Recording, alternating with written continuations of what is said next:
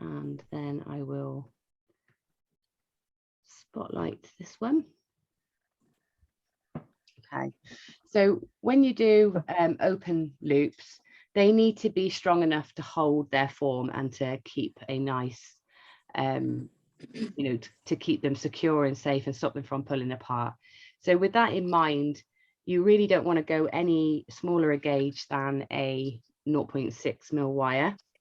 And you would only do a 0.6 mil wire if you were working with a 0.3 to 0.4 mil gemstone. You wouldn't go any lower than that, and because the weight of the gemstone will open the links, you know, that weight on your necklace.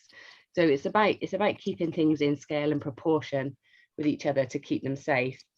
But if you've got a gemstone that will take a 0.8 or a 1 millimeter wire, then you can be pretty sure that that's going to hold quite securely even with an open loop.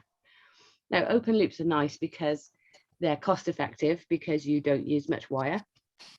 They're also quite quick to create, and you know, and they're strong, and they don't take up too much space. So with a wrap loop, you're adding length all the, you know, to your links, and so you can end up with quite large spaces between your gemstones.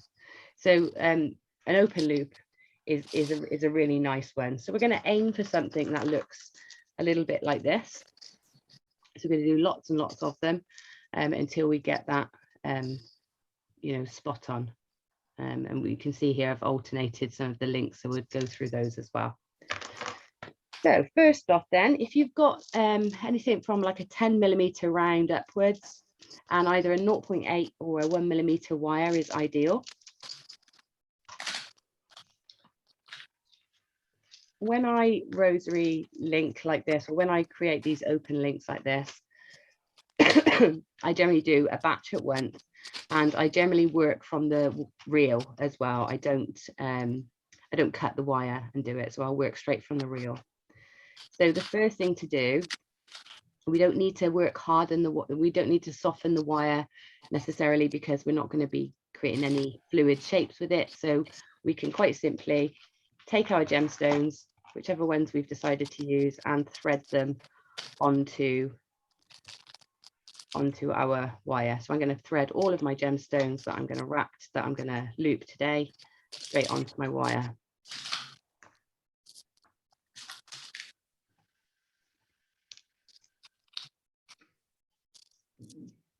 I'm going to recommend around 8 to 10.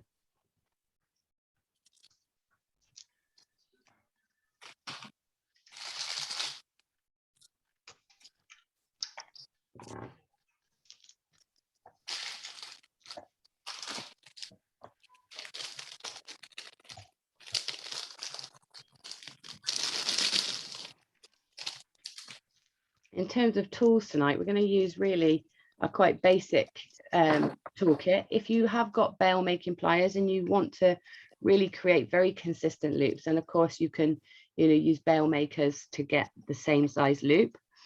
I personally don't like using bail makers to make my loops, because I find them quite clumsy and they get in the way. So I'm going to be using just my round nose pliers for making my loops.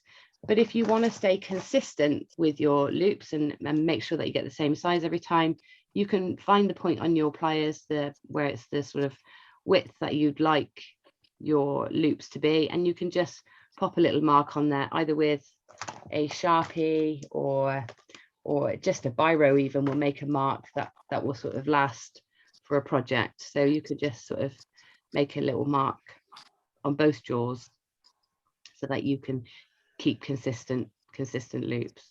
Like, you know, that might be useful. Okay, so is everybody ready? They got their beads threaded on? Yeah. Put 10 on, is that okay? Yeah, 10's great. 10's great. Got 5. Okay. Okay, right. I'm going to show you 2 ways to do this, and it's going to be your preference which way you do it. When you the first way is almost guaranteed to get the same size loops each time, but there is a downside which I'll tell you about. So first off, I've got a bit of a raggedy end of wire here, so I'm just going to nip that off, flat side of the pliers in towards the wire, so that you get that flush cut. So nice and flat there. And then I'm going to take my round nose pliers and I'm going to hold the tip of the wire into the jaws where the mark that I've made is. So that's the size of the loop I'm going to create.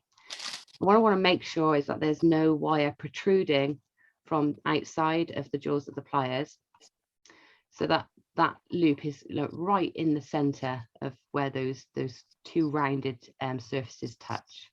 Okay, so you're going to hold that nice and firmly with your dominant hand. And then I'm going to do a combination of turning my wrist and pushing the wire around the pliers. So I generally push with my my non-dominant hand, my thumb against the jaws of the pliers, and rotate my dominant hand with that's holding the pliers. Now, I don't want to make it uncomfortable for myself, so I don't want to keep twisting my wrist. So all I'm going to do when I've gone so far with my wrist that it's uncomfortable, just release the grip on my pliers and then turn them back. So you're keeping them in the same spot. You're just rotating them in that loop that you've created. And then you grip again and continue to turn until the end of the wire meets the rest of the wire there. So you've almost got that closed loop. Okay. Yeah. So once you've got that, you've then got obviously you've got this sort of P or Q shape, and we don't want that. We want this lollipop shape. So what I'm going to do now is put the jaws and the tip of the round nose pliers into that junction where the wires sort of touch. So your jaws are inside the loop, right on that junction there. And then I'm just going to grip it quite firmly and then push the wire against the tip of the pliers to correct the shape and make that lollipop shape like that. So then I'm going to take my first bead and I'm going to push it down towards that loop I've created, and that's going to sit there quite nicely. Yeah. And then whilst pulling that bead against the loop so that you get a nice tight finish, I'm then going to bend this wire, so I'm pushing it against the bead to create that 90-degree angle off to the side. Okay. Yeah. So at this point, this technique diminishes any fear of getting your loops different sizes, and it also stops any wastage of wire. You don't get any waste with this technique.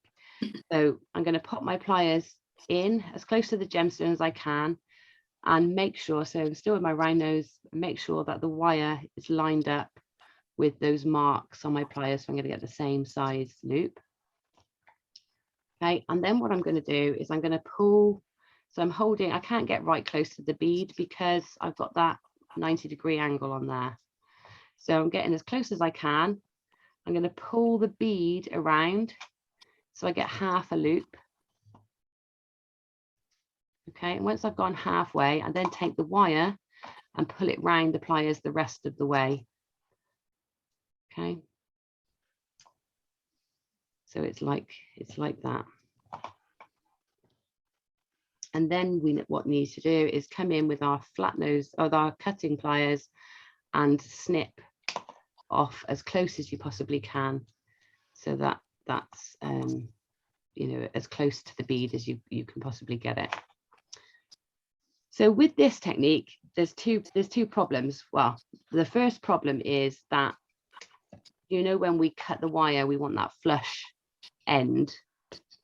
So we cut with the flat side. Well, with this technique, you can't get in with the flat side because it would create too much distance. So you have to get that beveled cut. It's not that big a deal because you don't really see it once it's closed, but it's a personal preference thing.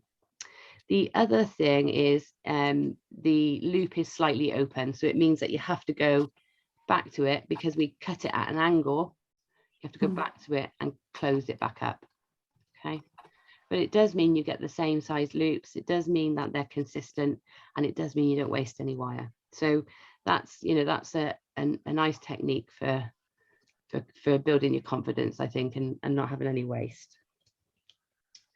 So the next technique, we start in the same way. So wire into the center of the pliers, making sure there's nothing sticking out, and we do that first loop by rotating our wrist and pulling the wire around the jaws, and then straightening that loop up by putting the tip of the pliers into where that wire sort of meets and pulling that back to create that lollipop shape. Then we push the wire up to meet it. Okay, and we do exactly the same again. We create that 90-degree bend next to the bead, so pushing the wire against the bead to get that nice sharp bend. And then this time, instead of pulling it around the pliers, we guess and cut. Okay, so the more you do, the more you will get good at guessing how long to leave. But until then, I would go a little bit longer than you think you need and snip off the wire. Okay, and then we're going to go to that point in the pliers again, starting right at the tip of the wire so that we've got nothing protruding, and we'll start rolling that in. Okay, so you can see here when I've rolled that in, it's too big, that wire's too long, my loop is off to the side and it's not sitting directly next to that drill hole. Can you see how that's off? Yeah. So what I would do now is come in, flat the pliers of the cutters in, and trim off a little bit of wire, go back to that point of my pliers, and then continue to push that round until it sits, you know, perfectly either side. Okay, so there's two ways you can do it. So have a go with both and see which you prefer, and which finish you like best. I generally do the cut technique because I find I get a nicer loop.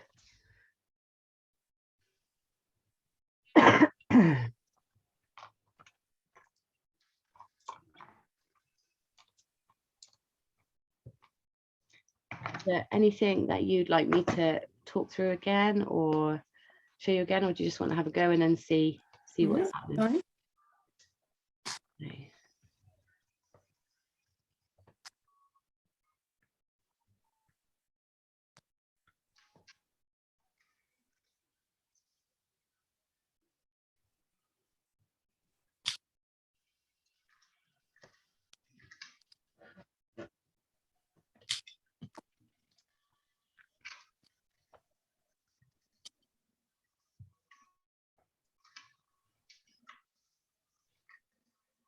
Do you want us to keep doing them? Yeah, keep going. So, you know, keep practicing, do it over and over. So if you get 10, it means that we've got some to link in together. But you know, some about 8 or 10 would be nice, because then you can almost make a full necklace with the next technique combined. Is there anything in particular that you've had trouble with when it comes to rosary links or wrap loops or briolette wraps before that, and you're hoping we'll cover this evening? I struggle with, I do one straight, I do the top bit straight, and then when I come to do the other, it's like lopsided. So I end up having to twist them back into. Yeah, that's pretty standard. And what I would say is it's more time consuming to try and get them lined up as you do them than it is to just line them up after. Right. We'll look at that when we come to do the linking in together. But yeah, it's you know, 9 times out of 10 you'll have them, and especially if you're doing lots, you don't want to be focusing on that while you're doing it. You're just going to get them done and then come back to them and you know, straighten them up after. Okay. And that, you know, there are some occasions where you're going to want them at jaunty angles. So for example, if you're using a loop like this, like a gemstone in between a pendant and a necklace, for example, you're going to want the loop one way to take the necklace and the other way to take the charm. So sometimes you might want them at a jaunty angle. So we'll look at how to do that after anyway.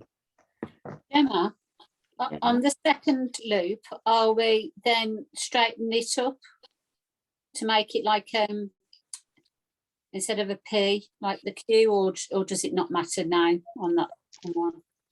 Yeah, absolutely. Every time, make sure that they're straight each time. So the first, when you first make the loop, you create that lollipop shape. Yeah. And then when we pull the stone up to meet it, Yeah. we're sort of setting that in motion before we make the loop by doing that angle against the stone first. Okay. Okay, so setting that angle, then trimming your wire if you're trimming. Yeah.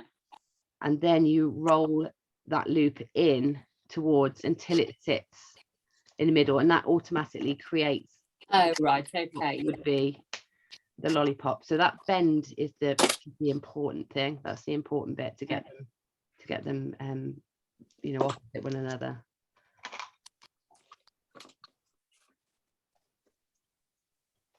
Got a bit of they're not going right in. Oh well, that is only my first one. So. What trouble are you having, Gail? I've got a little bit of a gap just there. Oh, yeah. Spotlight you.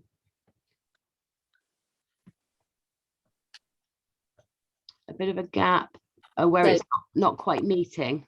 Yeah, I'm using bails. I'm trying to kind of twist it round to join, but it's just a little bit short.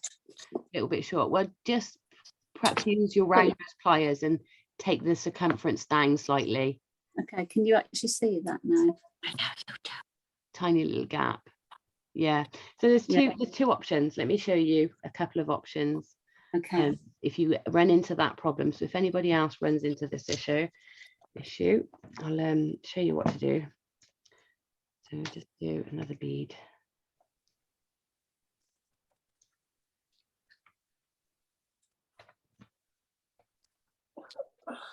Right, let me make this one a bit small.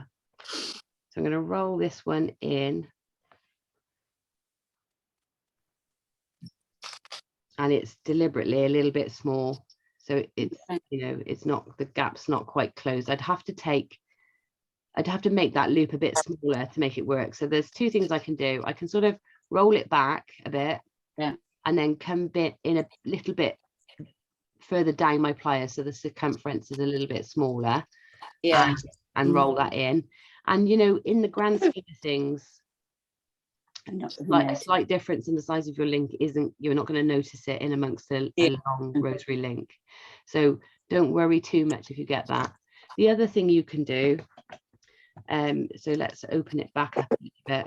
So we can see it's slightly open here. Yeah. So the other thing you could do is take your flat nose pliers and a bit like what you would do if you were closing a jump ring, sort of waggle it up and down slightly until it sort of joins. So you waggle and push and it will join. It will make your loop a little bit more oval that way, but the distance will be the same at least from end to end. So basically, because I've cut it a bit too short, then haven't I? Yeah, just slightly. It is very slight though, Gail. I personally wouldn't worry about that. I'd just make that loop slightly smaller. Yeah, okay.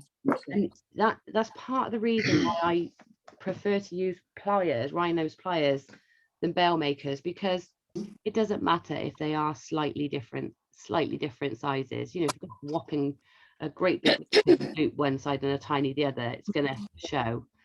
But millimeters are not really gonna make too much impact.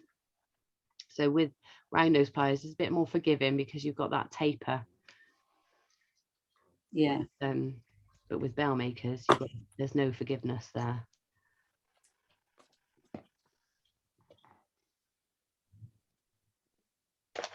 How's everybody else? Leslie, how are you getting on? Oh, you're muted, Leslie.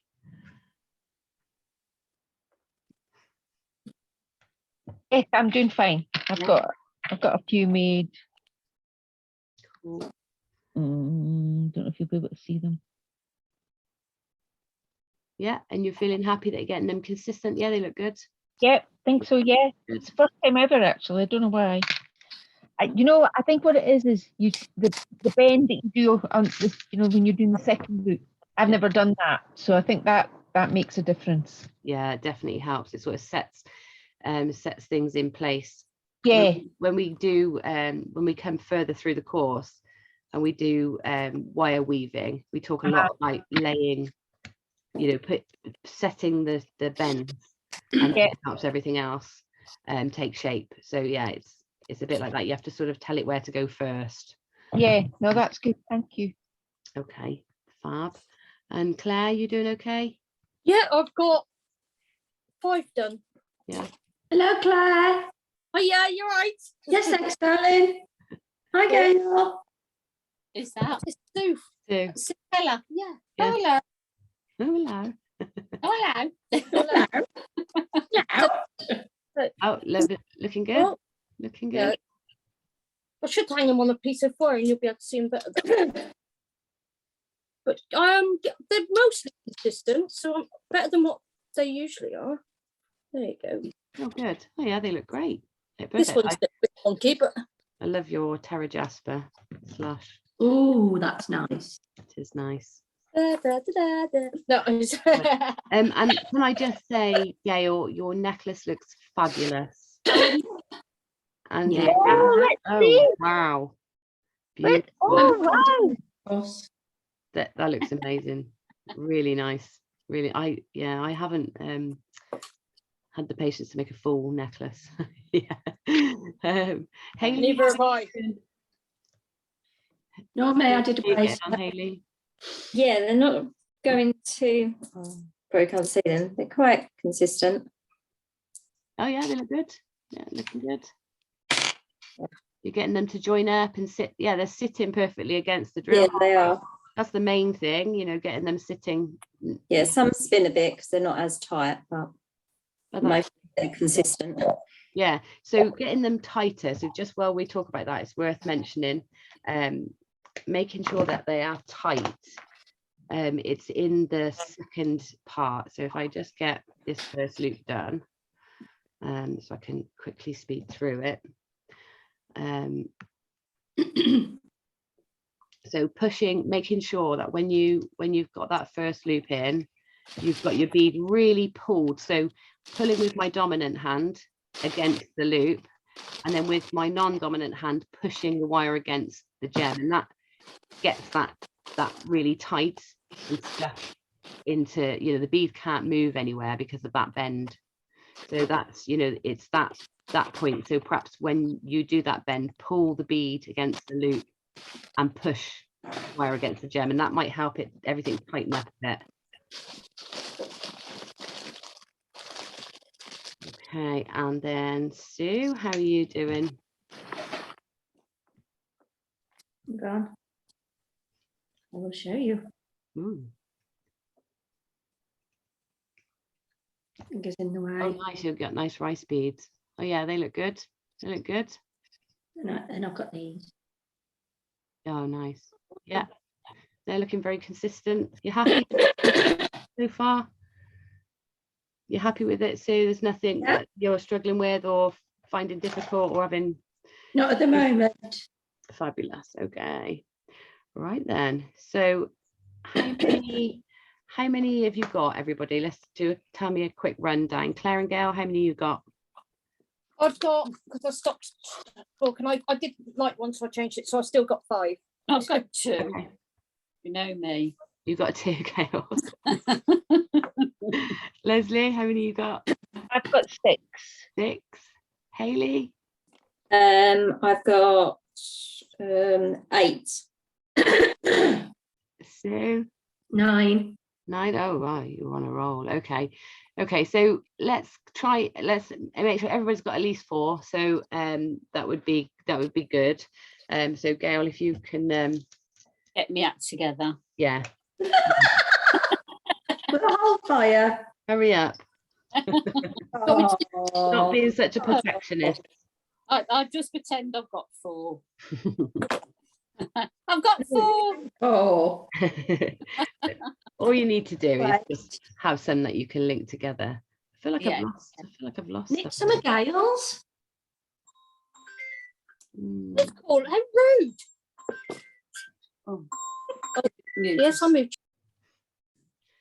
Okay, so we're gonna move on from here to taking this just a bit further, and creating some that look like this. So some loops. So it's a bit of a wrapped loop, but it takes it a bit further. We worked on spirals last week, so it's sort of incorporating that a little bit. But what it does is it gives the beads like a little cap. It looks really pretty, and you can do every bead in your necklace like this, or you can just perhaps add interest to some beads. So, you know, if you've got you've got some lovely patterned ornate beads like these, you don't really want to cover them up with anything, but then next door you're going to have some very plain beads. You might want to put some embellishment on here with a little bead cap. So we're going to do some of those now, and so it's just taking it a bit further, and it's easing us into that briolette wrap as well, which is the trickier one. Okay, so with this technique, I'm going to take a gemstone, whichever one you want. A round works best. So if you've got some rounds, so I've got a couple. yeah, try it with rounds. Yeah. You can transfer this technique into your rice bead, but you might want to do that after we've done the briolette, because it, you know, the two sort of cross a little bit. Yeah. Okay, so for this technique, you need quite a length of wire on each side of the bead. So for me here, I'm going to leave myself my ruler around 10 to 12 centimeters of wire, okay, before I make my loop. And then I'm going to, once again, choose the point on my pliers where I want the size of the loop to be. So I'm going to go back to that same spot. Okay, so again, I'm working from the reel at this point, just so that I'm not wasting as much wire. So I've got my bead already threaded on. So I'm going to make that loop to start with, and we're going to, so I've made the loop around like this. So we've got this crossing over, and we're going to, this is the tail. So we're going to pretend like it's not there. So pretend that's that shorter length, and we want to straighten this up to make that lollipop shape again. So pliers into where the two wires cross, and push that wire that goes onto the reel, so that you get that lollipop shape, and then this wire sticking out to the side. Yeah. Okay, so I'm going to put my pliers back into the loop, and then just holding that in place. So that's all this is going to do now. Is I'm not necessarily gripping it, I'm just keeping it round, so that when I do the next part, I don't distort the loop. So it's back in the jaws of the pliers. I'm going to take this this length of wire here, the shorter length of wire, and I'm going to pull it around twice. Okay, so 2 wraps around and back out to the side.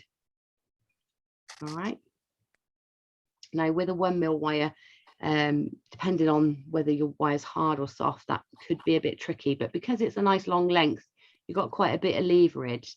So if you find that's a bit loose, the way to tighten that up is to sort of waggle it like a lever. So rock it up and backwards and forwards, and it will sort of tension everything in. So waving it up and down like that, and pulling it at the same time will tighten that bit up.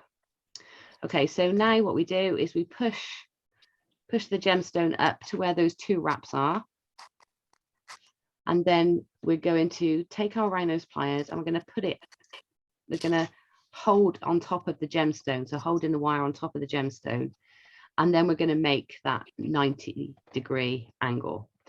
Now the reason we do that rather than pushing it straight against the stone is because we want a bit of a neck here, so that we can put these 2 wraps in to match the other side. Okay, so once we've got that bend, we can then carry on and make the loop. So using that same point on your pliers to make that loop. And this is a bit like that second technique I showed you, where you don't cut the wire off, it just goes off to the side like that.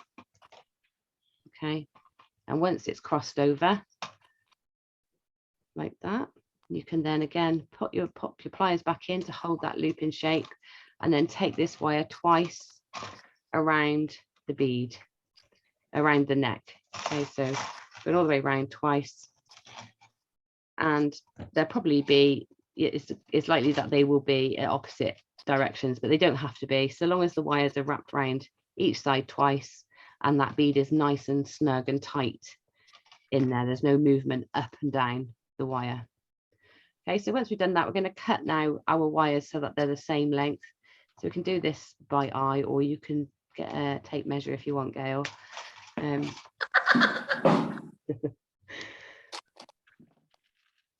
can do that. Oh, I've got myself caught in my beads.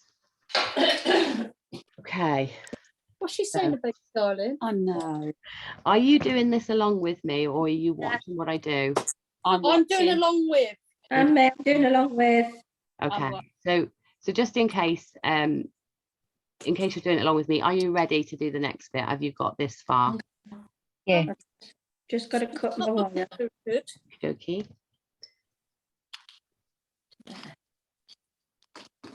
Ooh. No, Okay. Okay. Right. So now we're going to switch pliers. We're going to go for our flat pliers, flat snipe or chain nose, whatever you want to call them. As long as they've got a flat, they've got flat jaws. Okay. And what we're going to do is hold across the loop. Okay. And this is going to act as your hand for holding your bead, so nothing's in the way. And the reason we need to hold this is because if we hold this end and keep our hands out the way and hold this end, when we try to move this round, this loop just bends. It twists. Okay. So what we need to do is hold the end that we're working with, hold across the loop, so it's like the way as it can be. And then we're going to take this tail of wire, and we're going to go from the end, so we've got plenty of leverage. I'm going to just start pulling that around. So pulling it around so that it follows, it sort of sits next to the two wraps that you had on the neck. And then it follows the contour of the loop before it each time, spiraling out and sitting on the bead. So the other thing that you'll want to do to help this sit nice and flat to the bead is your angle. When you're pulling it round, you're angling it down slightly as well. Oh yeah. That it helps it hug the curve of the bead. Oh my goodness. And I don't, did it. the most important thing is don't pull the wire round, push it round. So if you're pulling, the wire wants to go to the thinnest point it can go to. So you need to push it round rather than pull it. Oh. Does that make sense? Yeah. Yeah. Okay, so go round as far as you can, and then you'll have a sticky outey bit that you just can't tuck in, and that's fine. So there's a couple of things you can do here. If you don't like cut edges, then you could leave a longer tail and do a small spiral and sit it on the bead, or pop it over the top of the of the wrap. What I tend to do is take my flush cutter pliers, flat side towards the bead, and sit them at an angle. So I'm going across the wire. So when I cut it, it cuts at a point, an angle like that. And then you can just push that slightly in so that it sort of tucks the very end away. Okay. Very good. What do you think? Yeah, looks good. Did that work for you, Claire? I think so. What do you? Look, we spotlight you. Oh yeah, looks good. Yeah, that looks great. Towards that last bit, Yeah. this one, I think I pulled it rather than pushed it. Yeah, I can see it's pushed itself up a little bit, and that's Yeah. of tension pulling. So it's more about trying to place the wire around. Yeah. So yeah, so have a go. We're going to do a few to practice anyway. So once you've done one, just crack on and do another one. Can we have Gemma back? I've taken you off the spotlight. Leslie, how you doing? Yeah, I'm doing fine. I had the same thing. I had a bit of a pop-up, but it's gone. I'm just trying to work out what I'm going to do width-wise. So I don't want to cut it until I've done the other one. Yes. Yeah. Just so that I've got the same. Got the same, yeah. And Sue, how are you getting on with that? So I'm not keen on the cut end. Okay, yeah, so that little cut section. More in front of your nose. Go in front of your nose and then directly forward. No, you must be a different angle. Yes. Oh, that spiral looks amazing. The bead cap looks fantastic. So you're not keen on having that sharp cut I edge? cut the sharp bit the wrong way. Okay. So when I'll do my next one and spotlight it again and see if I'm going to give you a it brand. shows it from a new angle, that makes it easier to see. Yeah. Okay, so right, holding across, so just in case, so I'm going to repeat what I did. So hold across the loop so that it doesn't move. Bring the wire round, so you can see I'm holding my wire slightly downwards as I'm pulling it around. So that way it's having to slip up the bead to sit next to the last spiral. And pushing rather than pulling. Okay, so once you've got it as far round as you can possibly go without it prickling your fingers or being uncomfortable, you then take your flush cutters, flat side on the bead, flat side against the bead, and just sort of slide them in at an angle. So can you see the angle here that they're at? So they're sort of cutting like a beveled edge onto the wire. Right. Not a straight cut, it's an angled cut, and snip down, and it's very pointy, but the great thing about it being very pointy is that when you squeeze it, that point just sort of sits. Give it a bit of a squeeze and it just sort of tucks itself almost underneath because it's so fine where you've cut it at such an angle, so you can get it really quite neat. If you use bare copper wire, of course, you can file that as well. So bare copper or silver, you could file that off so that it was even, neater.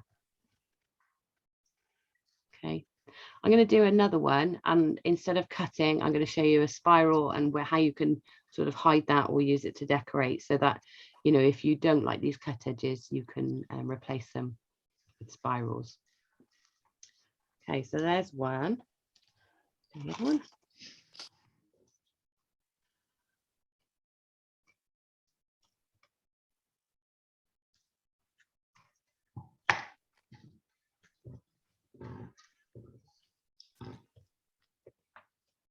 Can you talk us back through the start again, please? Yeah, okay, so as I'm doing this one, I'll talk you through it. So bead onto the wire first because you haven't cut it from the reel, so you've got to make sure that's on. Then I'm going to come down this time because I'm going to do a bigger, I'm going to sort of spiral the end. I'm leaving myself more like 14 centimeters. Okay, and I am using I think this is a 15mm bead actually, so it's quite a big bead. But, it'll be relative for you. It's a 15mm, so it's quite a large gemstone. Gonna make that first loop here, so just crossing over the wires, basically just making a loop like so, and then straightening the wire that is into the reel by putting your pliers into the loop where they cross, and then push the wire so you get that lollipop shape form. Pliers back into the loop so that it holds its shape while you wrap around with that short length of wire twice. Okay, so all the way around twice and wire back to where it started. And then we're going to push the bead up to meet that. put our pliers in between the bead and where you do your next bend so that you get a bit of a neck to do those 2 wraps the same the other side. Push that wire over so you get that 90-degree angle. And then we're going to create that second loop at the top. So the same point on your pliers, create that second loop, and then wrap the wire around twice. And I am working still from my reel, so I'm not going to cut it until I've got those 2 wraps in. Okay, so then once you've got that cut, you want to make sure that these 2 are roughly the same size, the same length. If you get to this point and perhaps you've made the neck a little bit too long, then what the best thing to do is, rather than carry on wrapping on one side, do half a wrap one side and half a wrap the other to even it up so that it's the same both sides. Does that make sense? Yeah. If you find you can't quite get 2 wraps in on one side because you haven't left the neck long enough, uncoil the other side slightly to give you a bit more space and coil the other, and that'll just keep it nice and even. That's being perfectionist. So, you know, it's up to you. It won't matter too much, but if you want it to look exactly the same both sides, that's what you can do. Okay, so now I'm going to start that spiral around the beads. So I'm going to hold across the loop with my flat nose pliers. Take this length of wire and use the length of it as a lever to help you pull it round. And we're just we are pulling that first one. We are pulling because the point that it's going to is right up against the neck. So that's the point it's going to go to. So you can pull that first layer around, but then after that, you just sort of pushing it around more than pulling it. So I'm not giving any tension on that wire. I'm just, sort of pushing it around so that it sits against the last spiral that you did. Okay, so I'm going to leave that there. I've got a nice tail left that I can do something decorative with. I'm going to do the other side the same.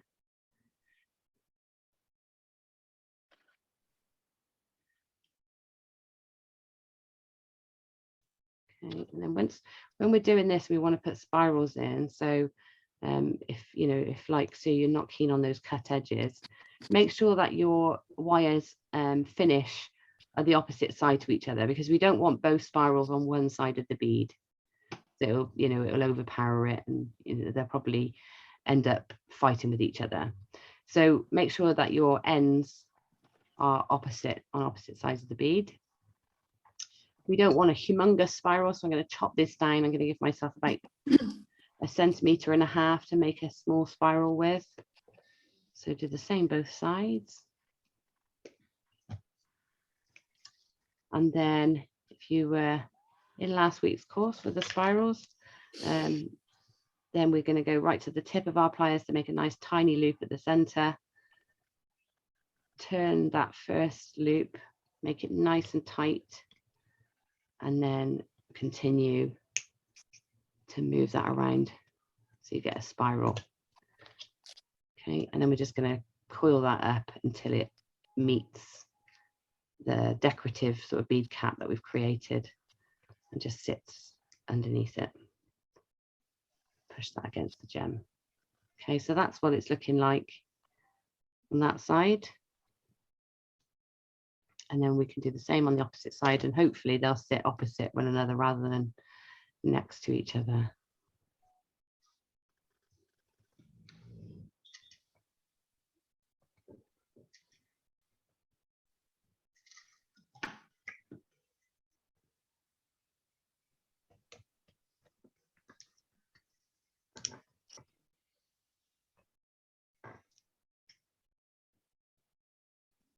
The most difficult thing with this is getting the spirals to sit on the gemstone and not lift. So I find that this is probably more dangerous and catchy on clothes than if I just cut the end. Okay, so there you go. I've got a bead cap with a spiral finish rather than a cut finish.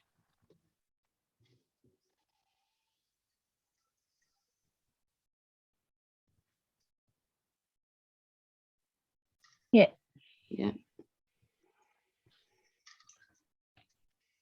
Okay.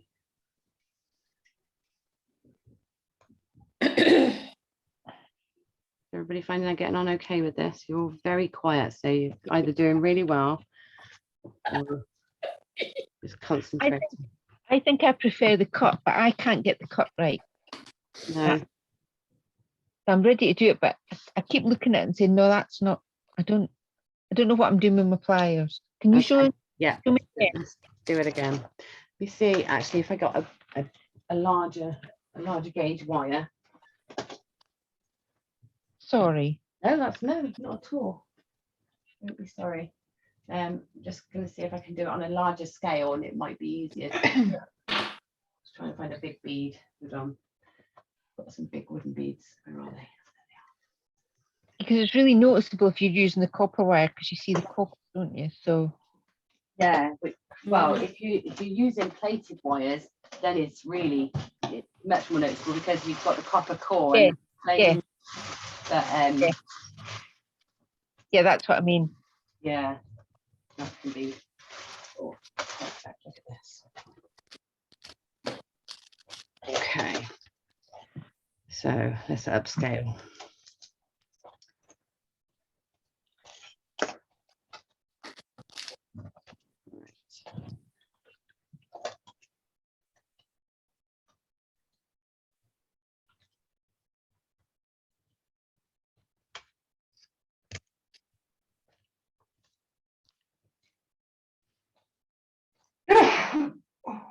Bless you. Thank you. Oh God. Is that you, Sue? Yeah, well, blessing you. I was blessing somebody. No, it was me that sneezed. Right. So here we are, bigger ones. So I just get that spiral and then we can look at that flush cut.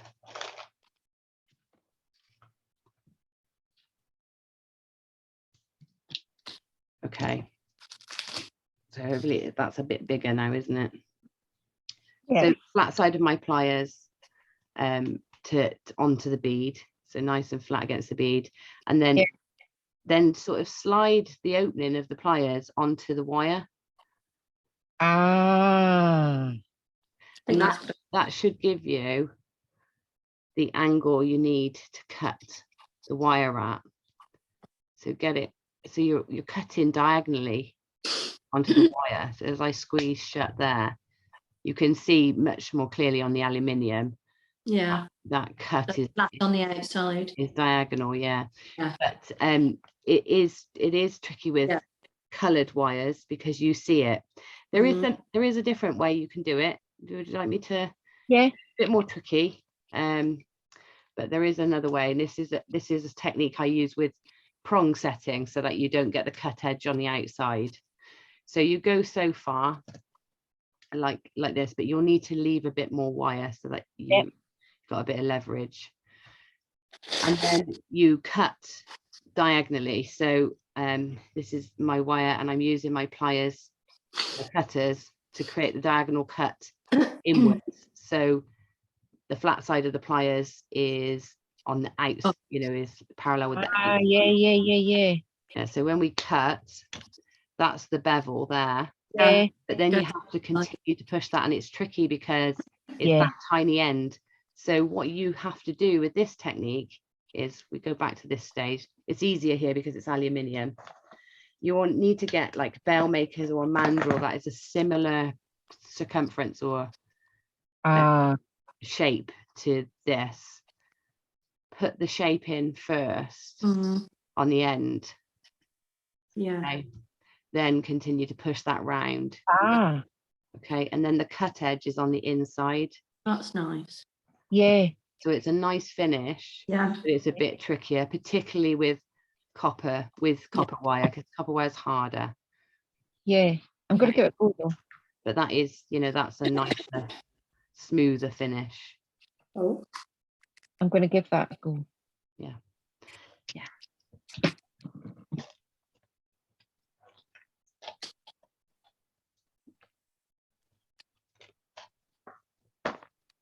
Mine's wonky.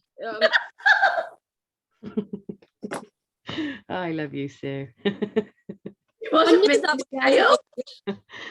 Right. Let's have a look. Let me spotlight you. Right, you see there? Yeah. Shut up, Sue. There you go. You see, it's wonky. Yes, I see what you mean. So I'll tell you why that is, because the center of your spiral isn't necessarily center, because it's going to be slightly off. So you have to counter it with how many wraps round you do. Right. Do you see what I mean? So one side will be slightly higher up, because if you do any spiral, just do it on paper, show you what I mean. Do any spiral. So if we start here, we go Hang on. round. We can't see you. You pinned me. Oh yeah, sorry. Sorry. So any spiral, if I start here and go round, this bit, there's a greater distance here to here than here to here. Yeah. You know what I mean? So what you have to do is find the point where those distances marry up. So you're gonna have to come round to here, so that that distance to there, that distance to there is the same. Right. Okay. So I've probably gone too far round, Yeah, so you can just but not far enough.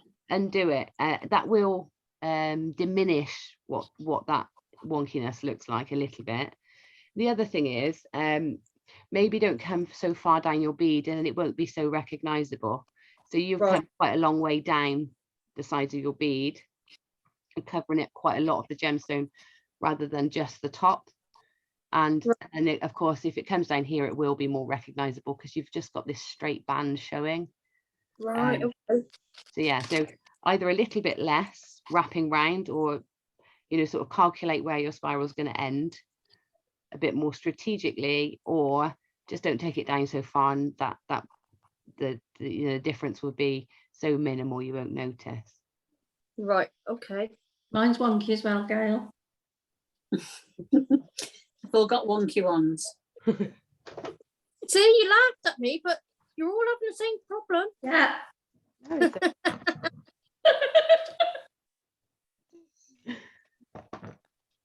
And there's a cure.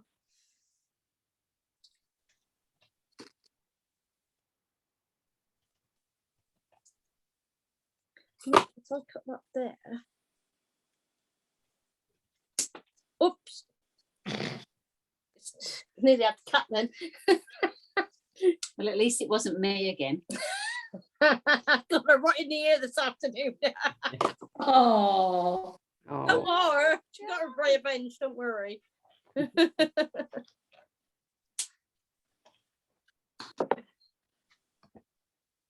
Yeah, you don't look so wonky now. Yeah, that's it. It's just little adjustments. There's things you sort of notice as you get a bit further on. You think, oh, how do I stop that? And then you stumble across it and think, oh, that's why. So good you asked. Then you don't have to Yeah, no, Sure. you're wonky. solve it. Sorry. How are you getting on with that technique, Leslie? Is it working? Yeah, I think try. Well, see what you think. It's not too.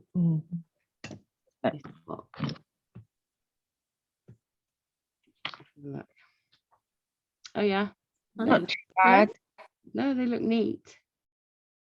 That one's not too good. That one lifted the foot when I was coiling it, but that one's a bit better. But my next one's better, so I'll see how I got on with that. Keeps getting better. That's good.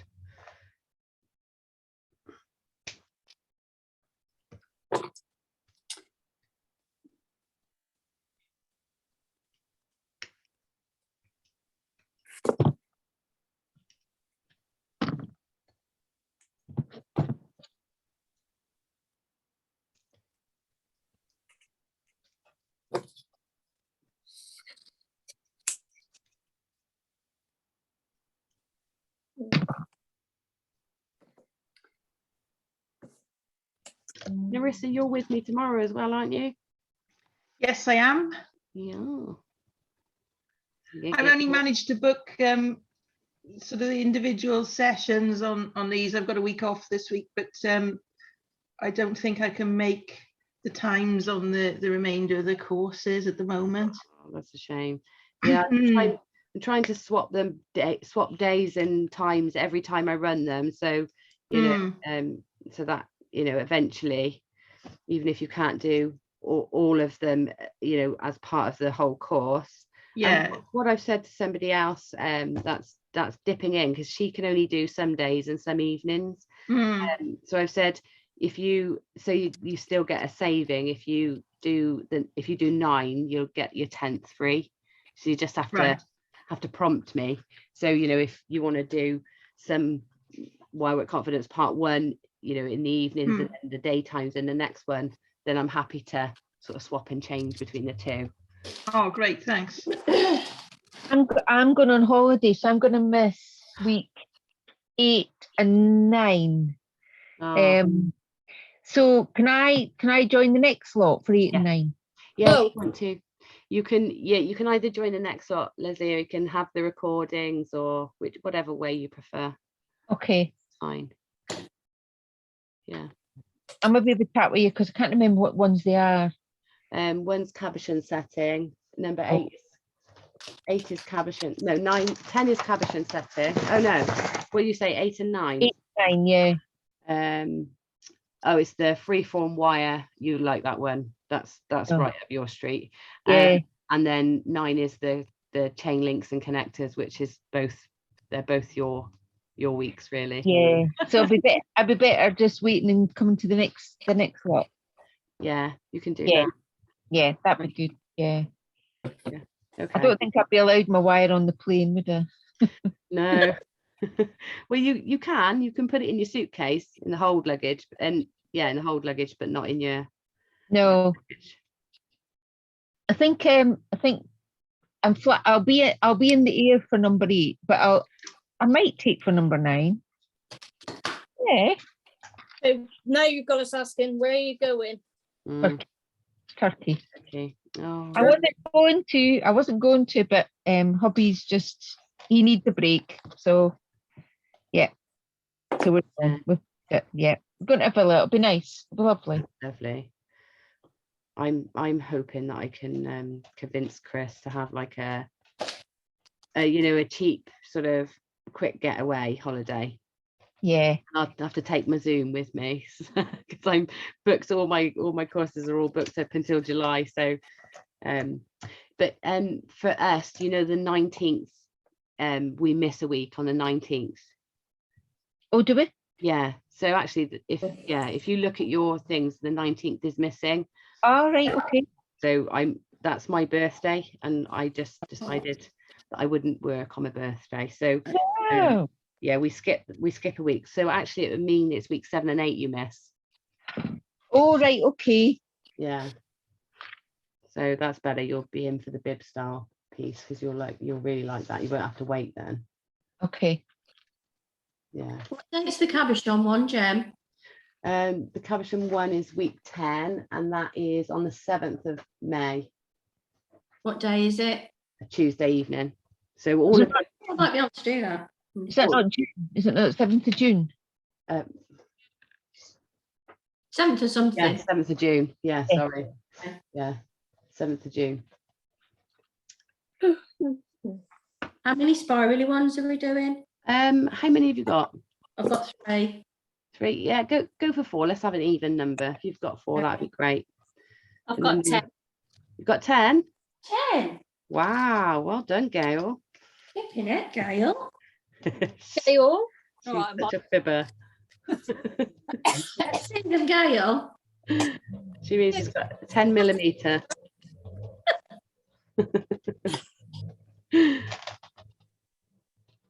I love it when she gets caught out. It's a good job I'm here, isn't it? Oh, I would have confessed. I We know. love Gail. Hey. We love her.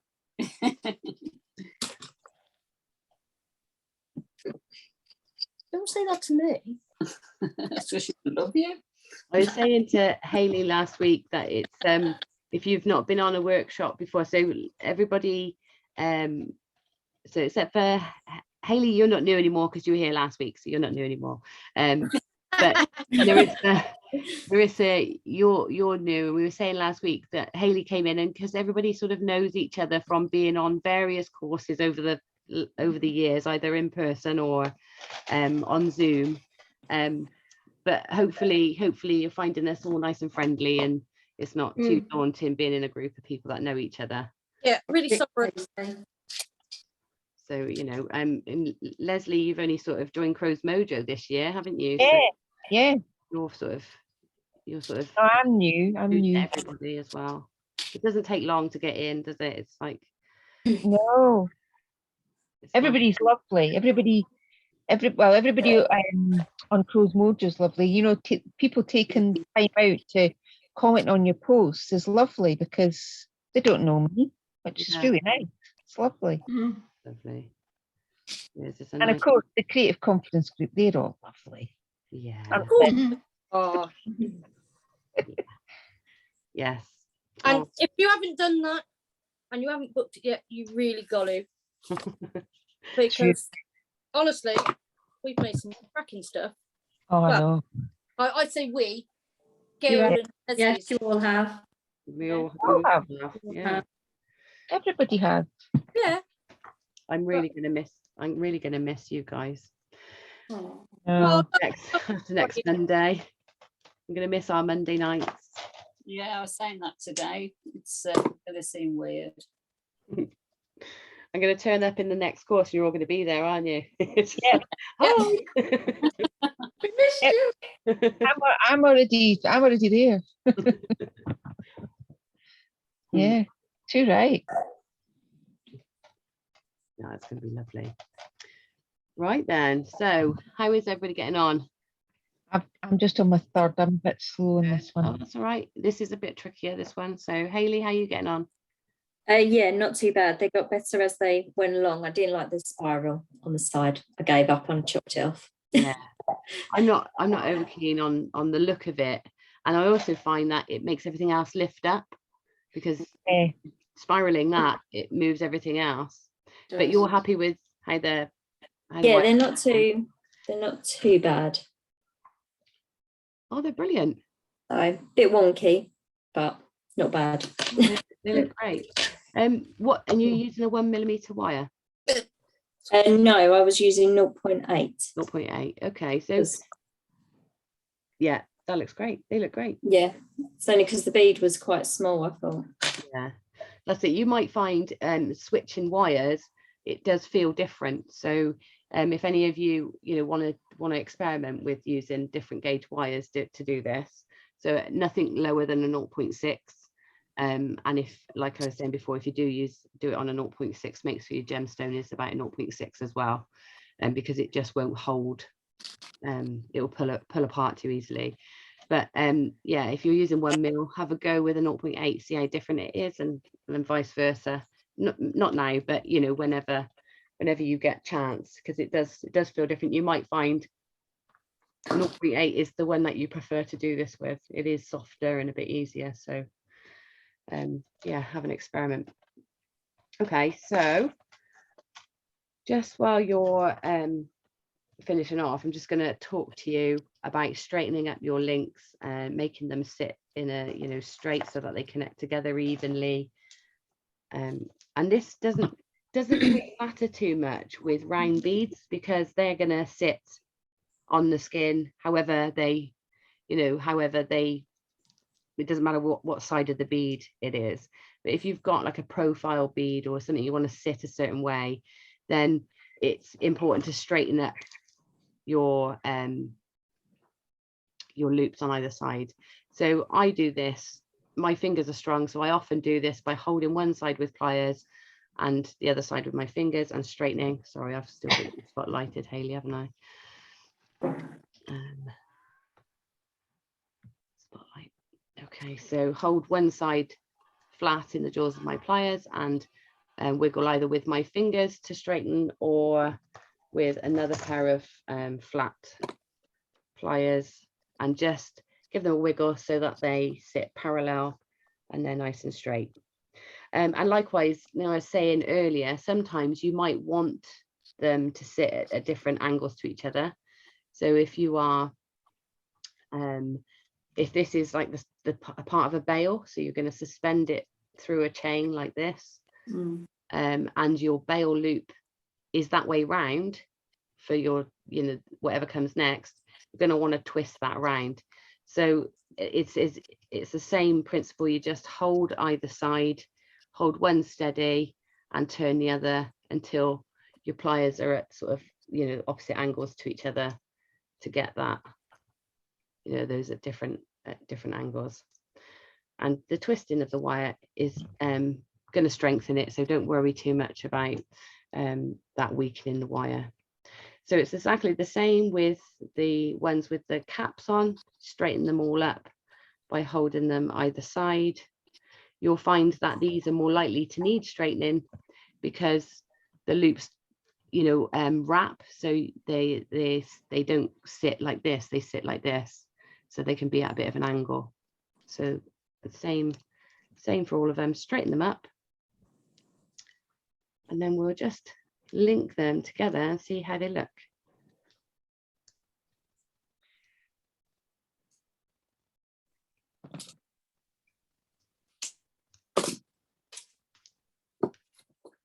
You just throwing that over there again. Okay, so when we come to link them together, you're going to open and close these loops like you would jump rings. So you never open them by holding inside the loop and pulling open. Never ever do that, because it will very rarely close back to a nice loop, and it weakens the top here. So that section there will become weak. So what you need to do is hold. If we've got the opening, you hold on the side of the opening. If we imagine the opening is like 6 o'clock on a clock, then we want to hold at the 3 o'clock point, and we're going to twist our wrist upwards. So that's flat against my finger. I'm going to twist my wrist upwards and out so that that opens at an angle like that. So we're twisting the wire rather than pulling it open. And then you can add in your little sort of spiral detail piece. Now, obviously, these loops are closed. You can't open and close them. So it's important that you've got open links to work into those. So we're just going to go ahead and open and close each one up. Now you see when I'm closing them, I'm giving them a wiggle as I close them. So I put the link in, and then when I close it, I'm putting it down to where it meets, but then I'm going to go beyond where it meets and back. So if you've done chainmail, you'll have heard that before. It's that little bit of spring that the wire's got. Sort of go further than you need to go, and then bring it back just to counter that springiness.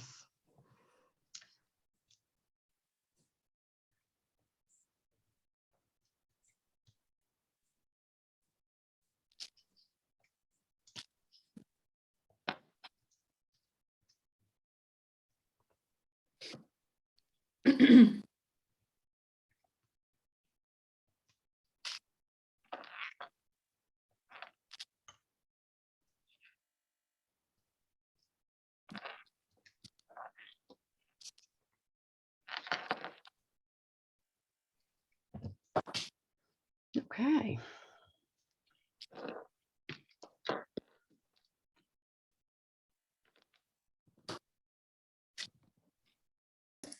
I've got a nice part of the necklace. And if you want to incorporate your spirals from last week, make some spiral sort of connectors to link these together, then you could do that.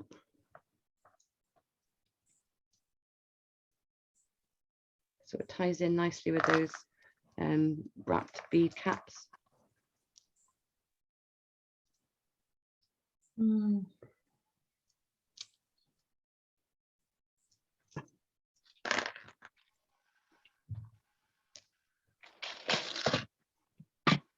Anybody started linking theirs? Yes. Yeah. Does it look nice? It's just a Alright. bit more interesting, isn't it, than just a rosary link? You've got that bit of interest, and bead caps are expensive, so it's nice to be able to do your own.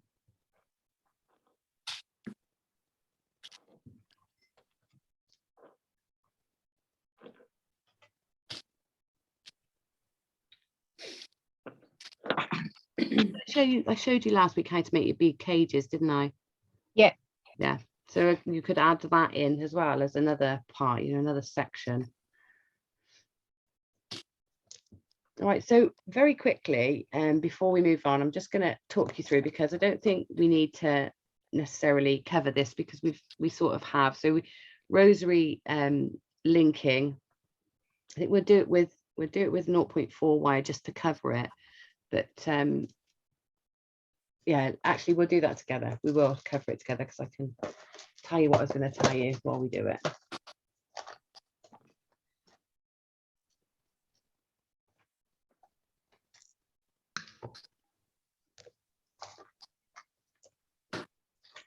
You want to see? Yeah. All I've done is put the beads I've got ready. I need to do some more. Well done, Leslie. Probably have to strengthen that spiral as well. Look. It's nice. Oh, nice. Very nice. Oh, look, Mm. Yeah, that looks great. But obviously I think it would go like that, but I would have yeah, I think I would just have one hanging from the spiral. I just put it together. Yeah. So that this one here, your end of your spiral with the little loop. Yeah. So you definitely have to hammer that one to make it. Yeah. But so mine's up like that way. That'd be nice. Yeah. Yeah. So instead of attaching your necklace to the end one, just have it sort of around that outer spiral. Yeah. The loop can be the connector to the pendant. Yeah, that'd be lovely. Yeah. Cool. That looks really nice. Thank you. Anybody else care to share? Yeah. Larissa, do you want to share yours? Oh, yeah, I got, There you are. that's as much as I've done so far. Oh, that looks great. Mm. Yeah, that looks really lovely. Your spirals are nice. Your little bead caps are lovely. They're looking nice. Some of them are a little wonky. Yeah, but is it because of that? Is it because of the tension, do you think, or is it because of that sort of finding the center? I think it was, yeah, the original ones that I did, I pulled a little bit too tight. Yeah. And then what are you working with, a 0.8 or the 1 mil wire? Yeah, 0.8. I got, those are 10 mil beads. Yeah. Yeah, so that's Got a probably like point. the right scale, isn't it? But yeah, it looks Yeah. good. So did they get better as you went on? Yeah, I think so. I did tried the one with the, I don't know if you can see that very well. Oh, there we are. Yeah. With the spiral on, that hasn't come out so well. No, just chop that off and you can use it still. But Yeah. yeah, it does. It lifts it. It lifts the other spiral. I don't think it really works. But yeah, it looks great. Sue, Yeah, I'm done. let's have a look. Care to share? Oh yeah, nice. Oh, that's nice. I like your mix of beads. That looks lovely. Really nice. Good work, everybody. Hayley? Yeah, Some just link together. Oh, yeah. Colours. Looking nice. It's nice seeing everybody's colours. Mm. It's really nice. That looks like Tutti Fruttis, that one. got a bit summery. Yeah. Claire and Gail? I was going to show you first. Nice. Oh, she's using the Brussels sprout beads. That looks lovely. That's What? Sorry. You're using the Brussels sprout beads. I am. I love those. They're a lovely colour. I know. I love them too. I love them. I've run out of my lime green. Oh, have you? I think I brought mine a few years. I'll Are just you think some. I'm ready. Oh, nice. Nice colour combination, isn't Oh, it? that's nice. Very nice. So what colour palette is that then, my love? That is complimentary palette. It is indeed. Our student. I was going to pick some green ones as well to put in there, and then that would be the triad. It would be the triadic, it would. Yeah. Yes. No, that looks fantastic. I love those that combination of colours. It's great. Yeah, I really, really actually loving the way they're popping together. So yes. Smash it. Just for those that didn't know, we were taught that on the confidence course. Yeah. Yes, and we had a little test. Oh, I got that right. A little test yesterday, so I would just recap. Right, okay, so what I want to quickly show you before, I don't know what time we're at. What time are we? 25 to 8. Okay, that's great. We're doing really well. Crikey, you've done a lot actually. So what I want to quickly do is we'll do something but on a smaller scale. So if you've got 0.4 wire handy. Yep. So we're going to do a rosary link with a wrapped rosary link chain now. So we're only going to do a few just to get you going.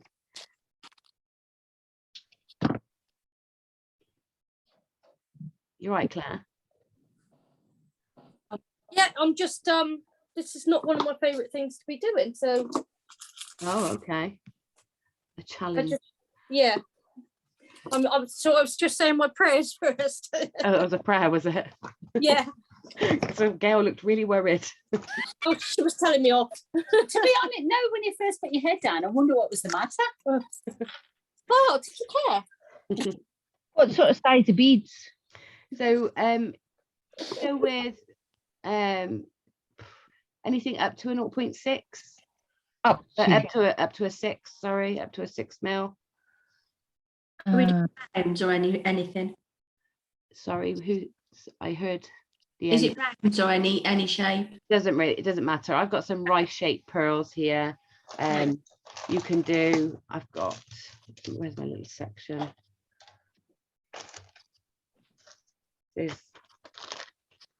Yeah, I've got some pearls too. I've got even little 2 and 3 millimeter ones here. Yeah. Yep. So even if you've got your tiny, It's real dinky. yeah. Is it strong? Yeah. Yeah. It's so pretty it's so pretty. This like rosary link gemstone chains are just so pretty when they're tiny like this. Yeah. They are, you know, what you either love or hate it, you know, doing this. I love the effects, but I do, you know, I'm somebody that likes quite quick projects. So the thought of it always daunts me. And if I get like a kit from JM where I know I've got to rosary link, you know, 1 million 2 millimeter gemstones, and I do sort of put it off and procrastinate. But once I get started, it always builds quicker than I thought it would, and I always love the result. So, you know, it's worth the pain. And anyway, it's handy to know how to do it and how to get that neat, consistent finish. Yeah. So we're going to go through that now. We're also going to go through how to navigate if you get it wrong, and how to reincorporate your changes. Okay, so I've got some 0.4 millimeter wire, and as with any of my rosary link techniques, I generally don't cut my wire from a reel. I thread all my beads onto my wire on the spool and work directly from the spool.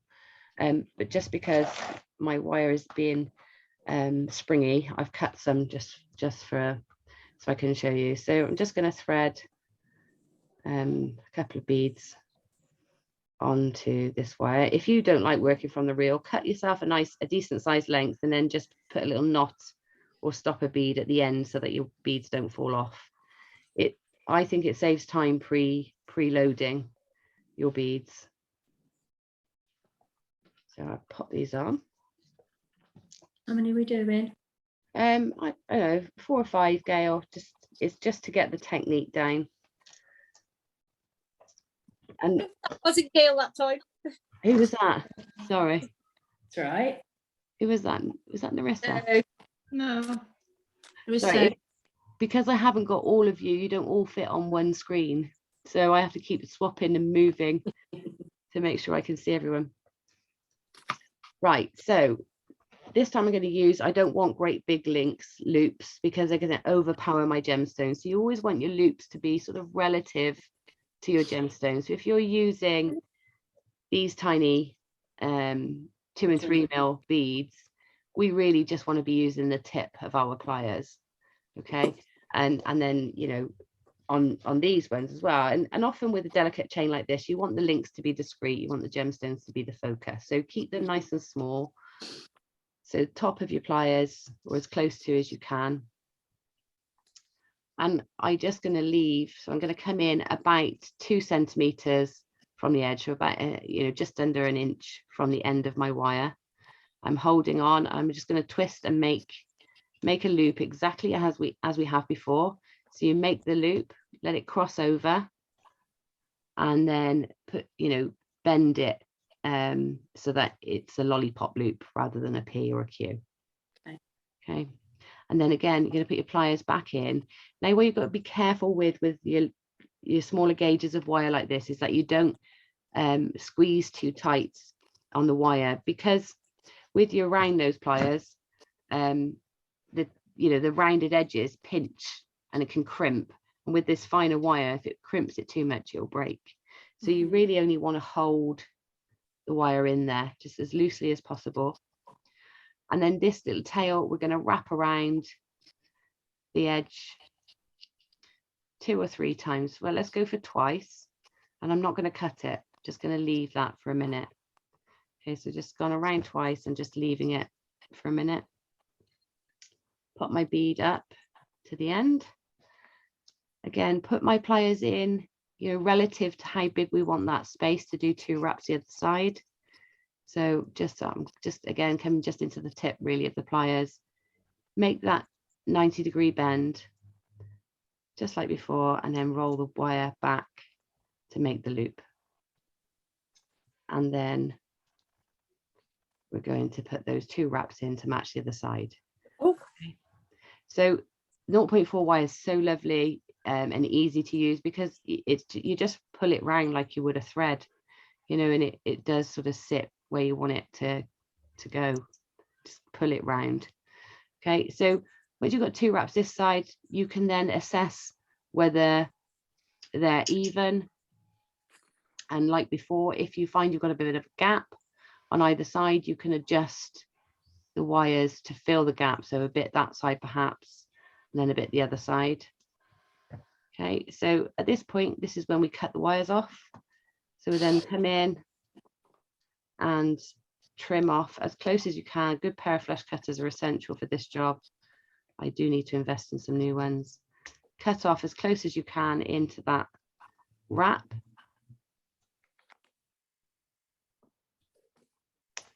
Nice and close. Now, you might have some little sticky outy bits, in which case you'll want to pinch those in. So use your chain nose pliers to come in and pinch them in. Another good tip for pinching in wrapped loops, if you've got crimp pliers, you see in the crimp plier that first hole is round. Yeah. So when you squeeze around the top, it's helping it sit around. So rather than squashing the whole thing, it's helping it make that round shape. So particularly with your smaller wrapped loops like this, your crimping pliers are great for helping everything sit in nicely. Okay, so when you come to do your next link, obviously we don't want to make it separate because we've got to be joining them up. So what we do is make the first loop. So come in again 2 centimeters from the end, make that first loop. Okay, put it into place like that, so we get that loop fixed with the lollipop shape. And then we'll sort of open it slightly by lifting it like we do with the jump ring up on the first one you've made. And this time we can't put our pliers inside the loop. We're going to have to hold across the loop with flat nose pliers, because otherwise, you know, we'll distort it. So hold across the loop and wrap your 2 wraps around. Now, if you're feeling really confident that you're going to get these even each time, then you can cut this one first and save yourself a bit of work later. So you can cut that one off and then drop down your other bead to meet it. put your pliers in the way, create the bend, then the loop, and then wrap twice or 3 times around, however many times you've done. And then we can trim that off.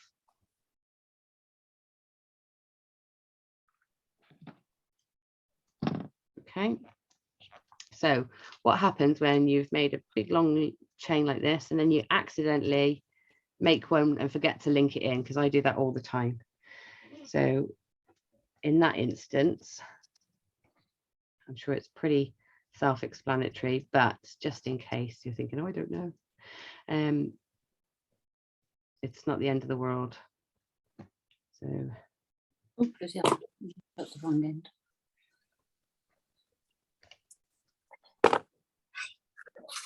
when you do this, when you get used to doing this, you do it it's very quick. You can do it very quickly. Okay, so I've got a loose one, so I need to connect these two. So all we do is exactly like we did the first time we connected. So make your loop, set the shape, thread on your you know, your chain that you've already created, hold across, wrap.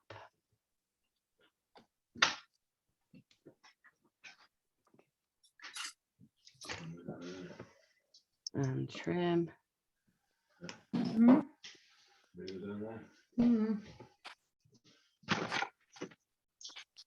Okay, and then this time we're going to have to cut the wire because we need to thread it into there. So we're going to have to trim the wire now. We need to incorporate this one. So we do the same the other side. We bend, make the loop to set the shape, and then thread that sort of loose one in. So we basically used one to connect the two parts. That's what we've done. Okay. Now sometimes when you're making a chain and you're making a long chain like this, it's easier to make it in 2 or 3 sections and then put, you know, then link it together with others, because you can imagine this one, when I'm threading my beads on and I'm wrapping it round and I'm moving it around, the chain can get in the way.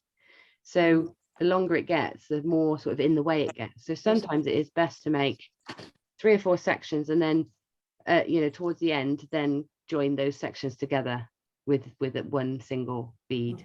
Makes it a bit easier to manage.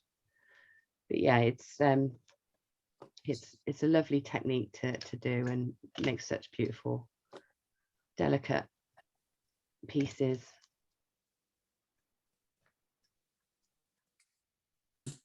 And once you get going, it is quite quick. Ah, mine broke. Oh, what, your wire snapped? Yeah. Oh no, where?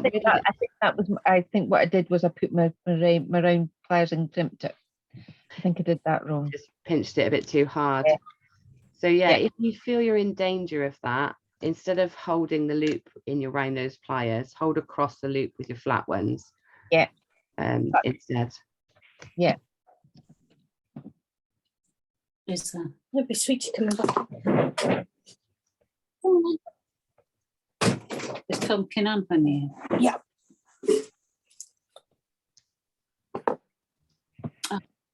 Oh.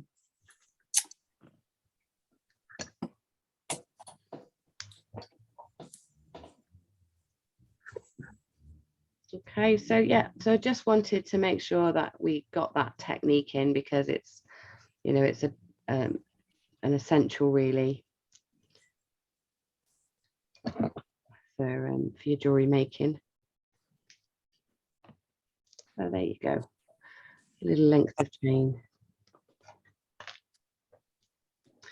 And you know, these are great for not only just making, you know, whole necklaces or bracelets. They're great for just adding embellishments. So if you've got a nice, you know, you've got a nice frame of a necklace, maybe you just want some swags of this, you know, draping, or you can create lovely, these tinier beads. If you do lots of layers, they make fantastic tassels. So you know, you can make a tassel topper with your wire, and then make lovely tassels with them. So lots of ways you can incorporate those into your work. Okay, shall we get a quick coffee or a comfort break and then come back? So just 5 minutes. And if Okay.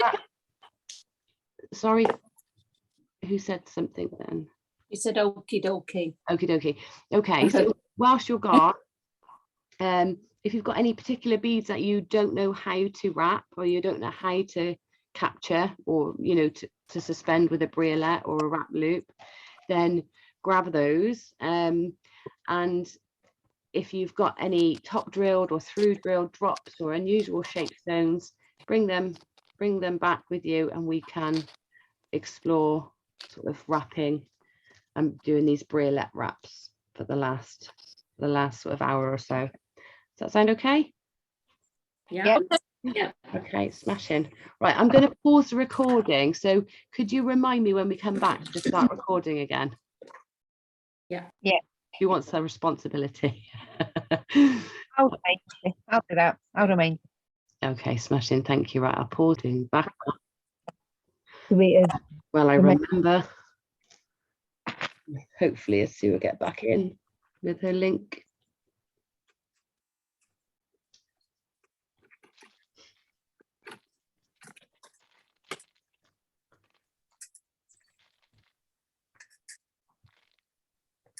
Let's see.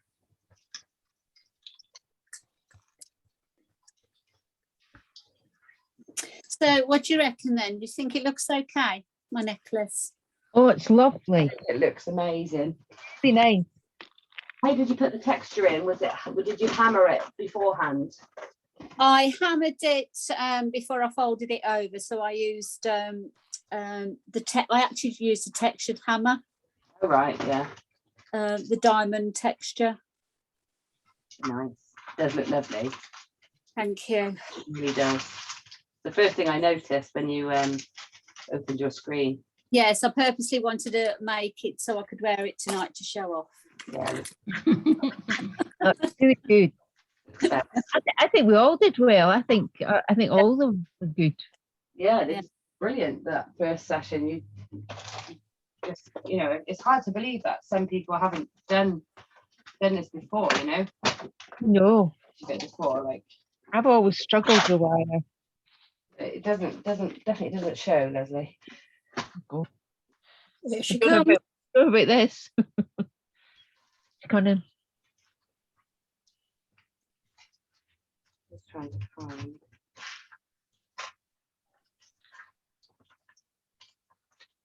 And speak.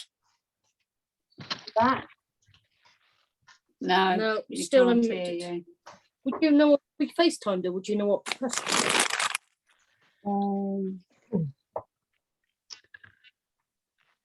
right. I know you're back. Hang on. Let me just face call her and see if we can help her from this way.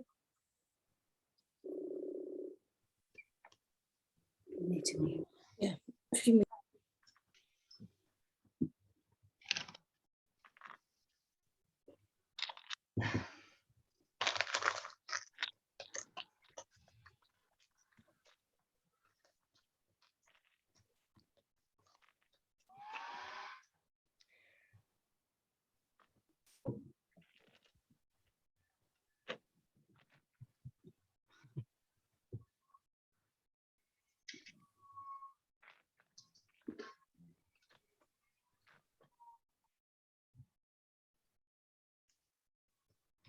So whilst we're just waiting, if everybody shows me what sort of top drilled or briolette or pieces that have you got that you want to briolette wrap?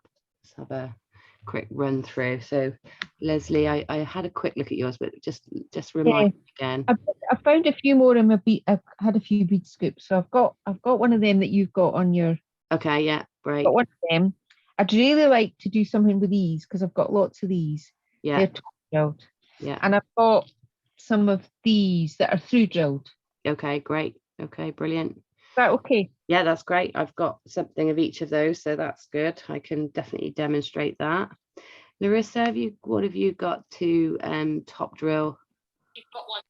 I haven't got Got it. any top drilled, but I've got one of these, which is through drilled. The through drilled, okay, but no top drilled gemstones, Mm. no little ones. Have you No. ever done the briolette wraps before on the little ones?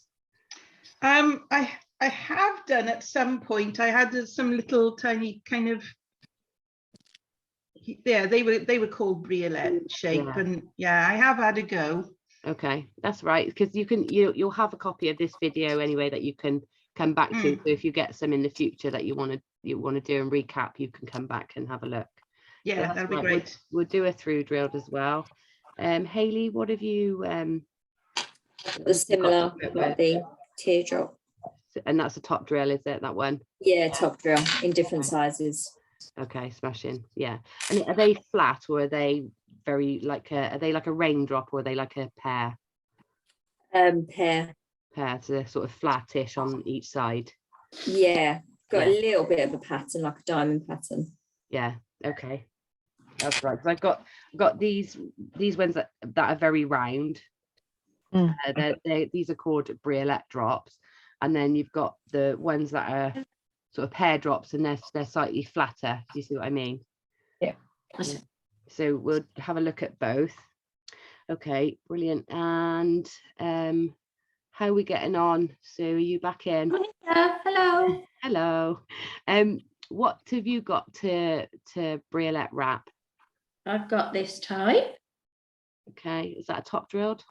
Yeah. Yeah. And I've got that type, pointy one. Okay, top drilled again? Top drilled again. Yeah. And I've got these. Okay, all right, so Again. lots of top drill. Have you got any through drill ones that you want to do, or What are the through drilled through ones? drill? So like a drill top to bottom rather than across the top. No, I haven't got any. Okay, that's all right. That's right. I'm going to cover it just so that you can do it if you need to in the future. Smashing. And who have I missed? Where are you? Us.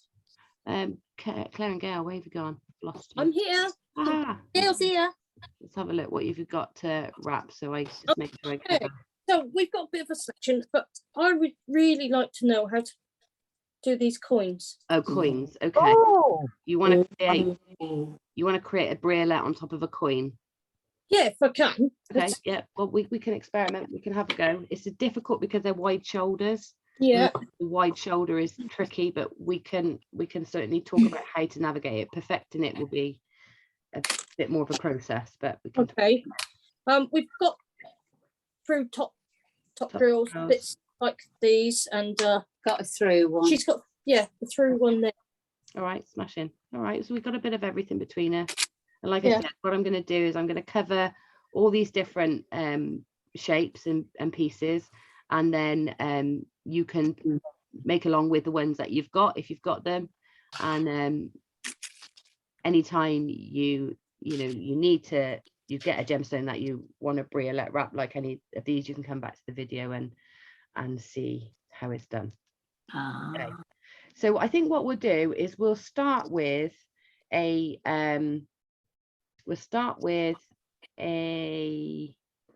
through drilled long one. Now I know you didn't have any drops, Sue, but you've got the rice beads, which you could probably work in a similar way. So if you wanted to make a long, then you could use them in a similar way. So with the through drilled, we obviously need something to stop it pulling through at this end. So and it's very rare you get head pins that are long enough to be able to briolette wrap. So a wrapped loop, yes, with a head pin, but if you want to do a briolette, which means that basically briolette means bringing that wrap down the gemstone. So a lot like we did with these spirals, except you've often got a much more conical shape to work with. Okay, so what I'm going to do here is those of you that were in last week's session with the spirals, we made some head pins. So I'm not going to spend too much time on this. I'm just going to sort of go through it because I don't want to repeat for everybody. Where's my 0.8 wire gone?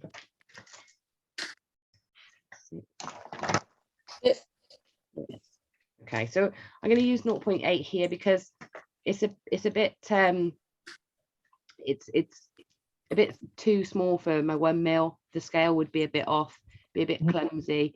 So I'm going to go with a 0.8 on this one.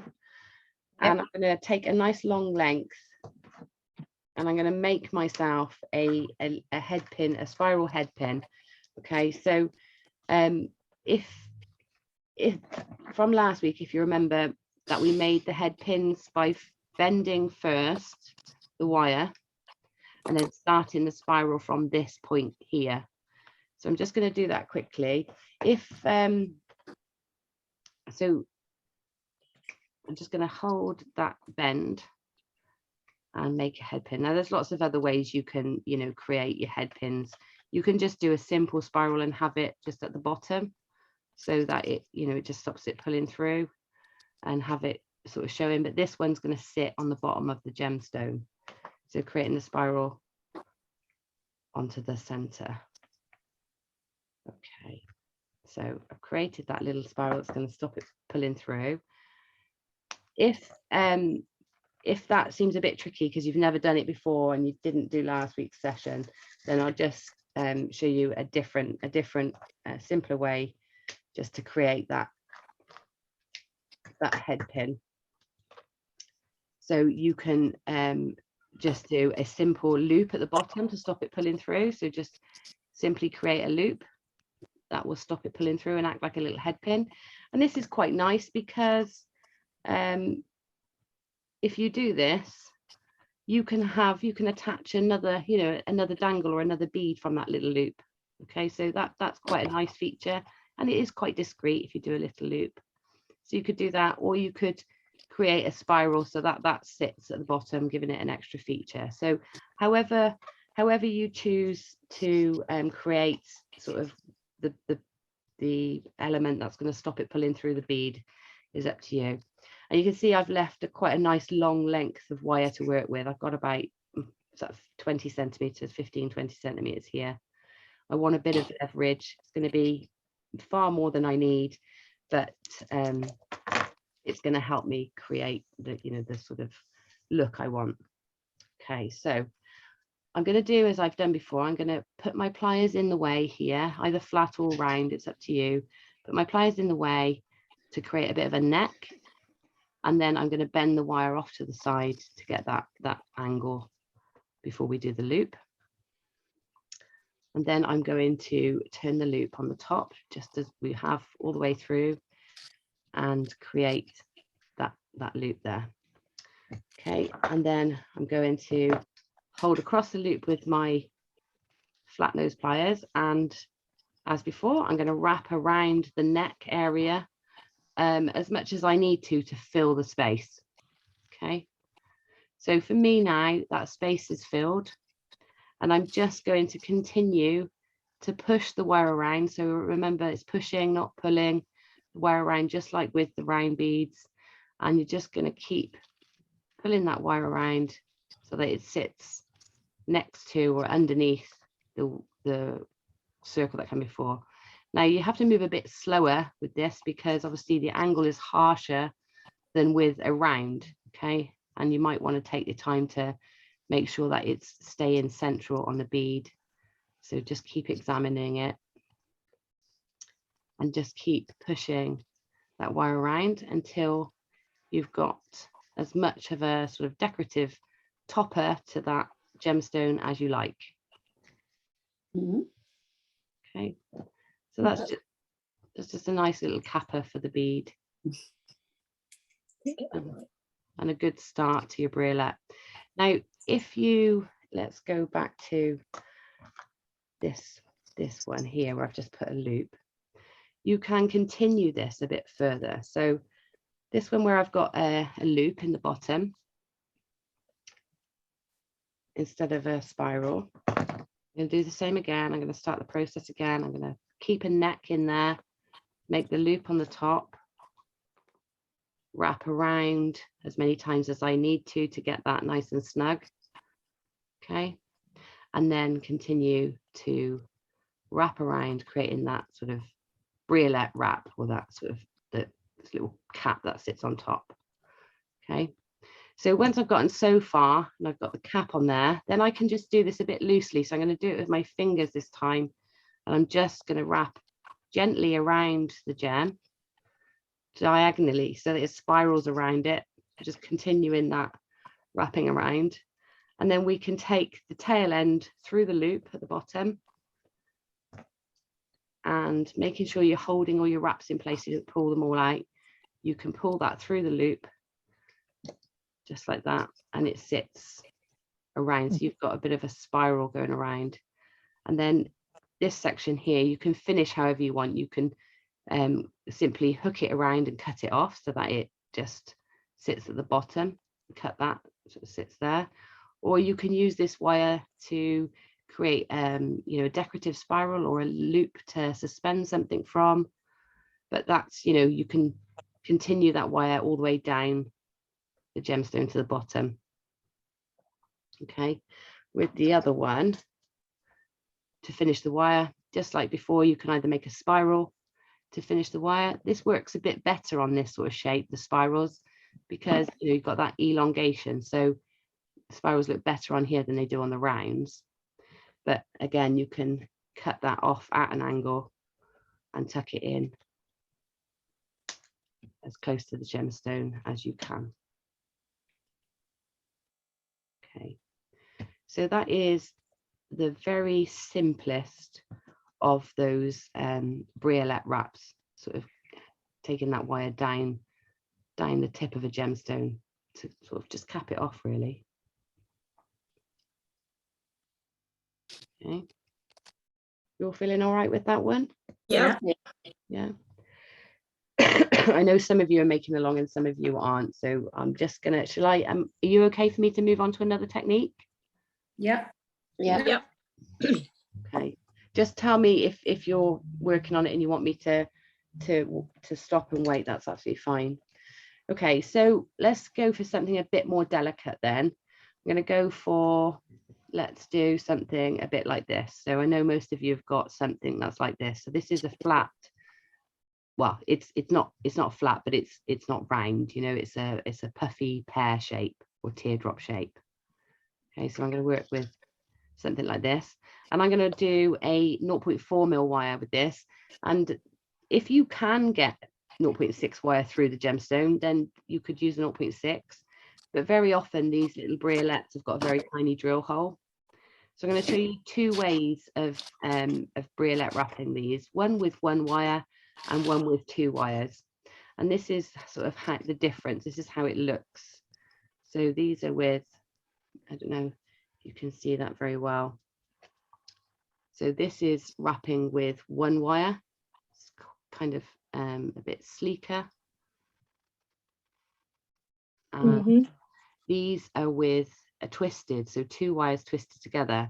Now, when you're doing this technique, it can be tricky to get it to look neat. And if you are somebody that really likes a very neat finish, then these can be tricky, because when we put wire through the gemstones, obviously we've got wire either side, which changes the width of the top of the gemstone compared to the bottom. Does that make sense? Yeah. It sort of protrudes, so it gives an extra bit of shoulder. And so that can be frustrating for you if you really love a smooth, neat finish. So one way of getting around that and disguising that is to do these twisted briolette wraps. So we're going to look at both, and you can decide which one you prefer. Okay, so let's start. I'm going to start with this gemstone here. So this is just a labradorite flat sort of puffy pear. I'm going to take some 0.4 millimeter wire. I can find it.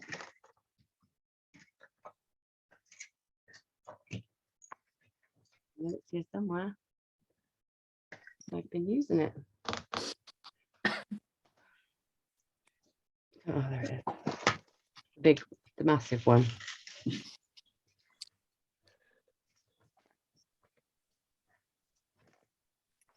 It takes up quite a lot of wire, these briolette wraps, so don't be skimpy with your wire.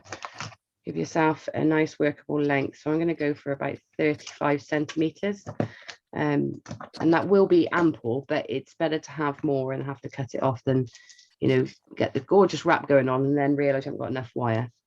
So I'm going to post that through first to get that, you know, hooked into the bead. So it's gone through, and then what I really want to achieve here is the tightest, snuggest fit to the gemstone I possibly can achieve. So I'm really pushing the wire, and you know, if you've got nails, really rub the wire into the side of the gemstone to get it really hugging as tightly as you can to the gem, and that's going to give us the minimal sort of extra width as possible.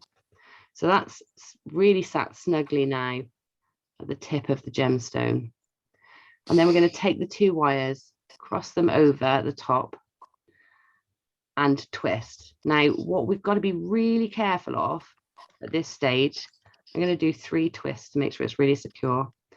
What you've got to be really careful of is that wire, the where it starts to twist is at the tip of the gemstone, because what can happen is the gemstone can flick a little bit and you can twist and end up it sitting behind the gemstone or in front of it.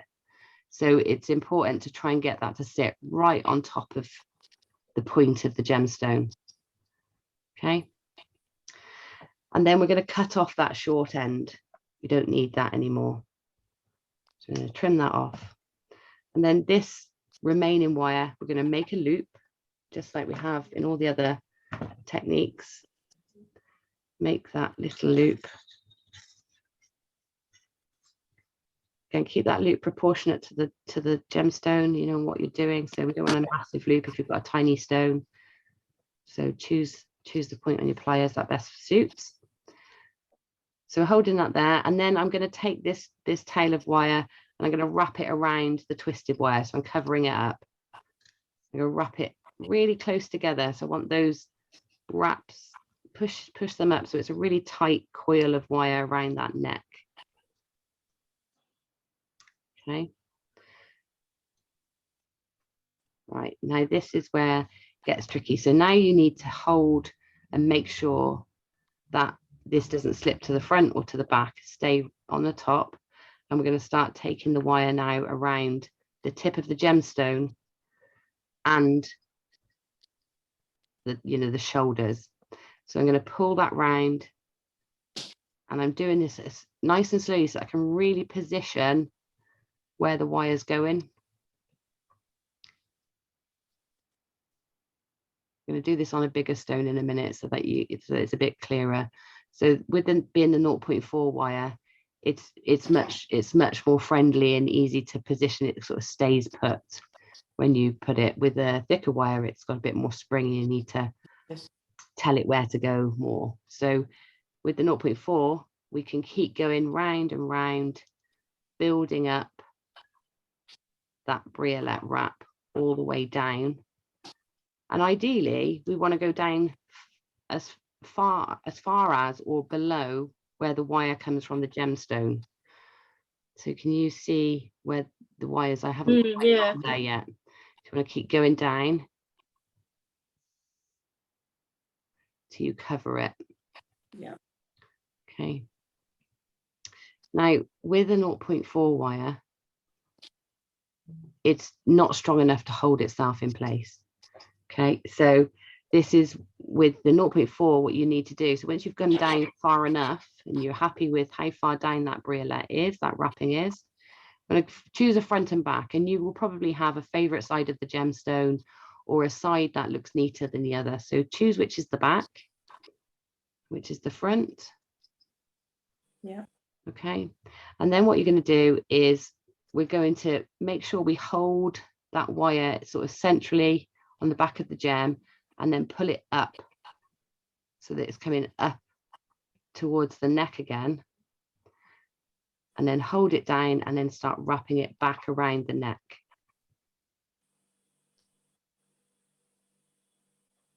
Okay.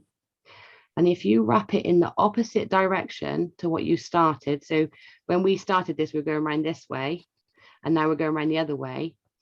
By going back the other way, you're corkscrewing the one wire into the other so that it sits into the grain of the first spiral. So if you can remember to, you'll see it really quickly. If you go the wrong way, the wire will sit on top of the previous spiral. If you go the other way, you'll feel it sort of going into the grooves and spiraling round. And that way you don't notice the crisscross of it. So swap directions when you come up to the top, and that will help it all sit in neatly. And then once you're at the top, you can trim off that excess wire. And that is quite discreet at the back. So even though the wire is coming up the back there, it is really quite discreet. It sits quite nicely out of the way. Oh, I love And that. then it looks lovely at the front. So, you know, that's a technique, hopefully, that you can use. So now I'm gonna repeat that technique, but on a bigger stone with bigger wire. It would be easier to see, and also it's a bit more tricky to navigate the shoulders with a thicker wire. So we're gonna look at that together. So I'm gonna come in with a 0.8 wire again here, because it's quite a big chunky stone. So I'm going to come in with a 0.8. And again, I'm going to cut myself a nice long length. I'm going to go for, again, about 40 centimeters. And that will be plenty, but we got options, okay, if we got more. So again, I'm going to go through the top of that gemstone, just leave myself enough wire to twist together. And again, I'm going to really push as hard as I possibly can against the side of the gemstone to give me that minimum amount of sort of extra width. Okay, so really pinch, take your time at this bit. Okay, and then again, we're gonna make sure that that crossover sits at the tip of the gem, and give it a twist a couple of times to make sure it's all combined. Now we need that twist to be quite even because we're going to wrap on top of it. So try and get that twist more of a twist than a helter-skelter. Do you know what I mean? Yeah. You don't want one wrapping around the other. You want them twisted. Okay, trim off your excess. And then we're going to do that loop again. You'll be doing loops in your sleep. 90-degree angle, do a loop. So get that first loop in.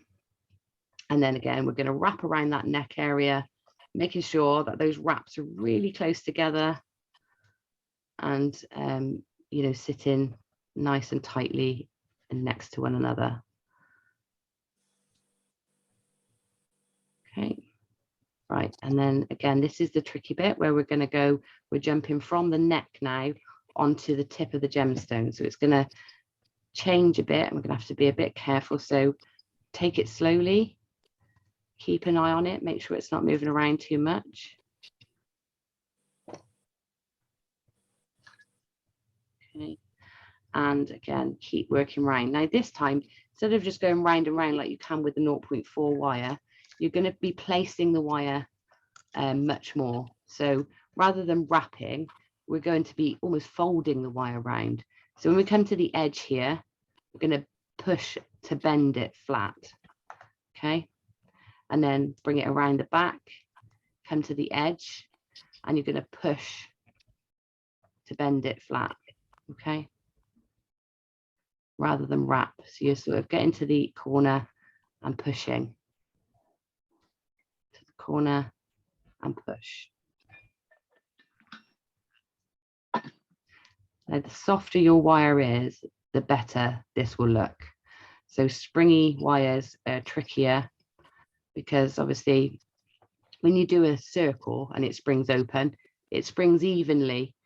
When you do more of an oval, like this is an oval, if you look from the top, that's oval, not circular. When it springs, it makes like a helix. And so, and the softer the wire, the less likely that is to happen. And it sits quite neatly. Okay, so again, just pushing round. Now, as you get further down, it gets easier. You can sort of more rotate your gemstone. But you see, as I get to the fronts, I'm going to push to flatten it out around the sides and push. Oh, don't do it that hard. Let's put that back.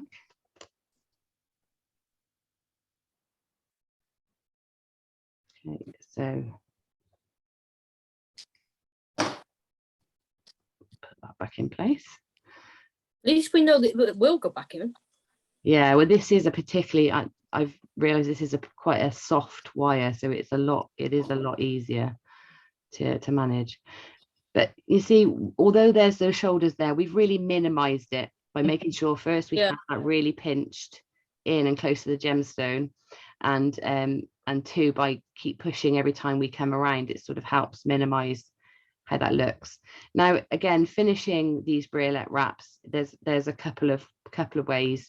You can create a little spiral, which on this shape bead and this size bead looks quite nice. You know, it sort of fits with the style of it. Yeah. And it's quite Grecian looking, isn't it?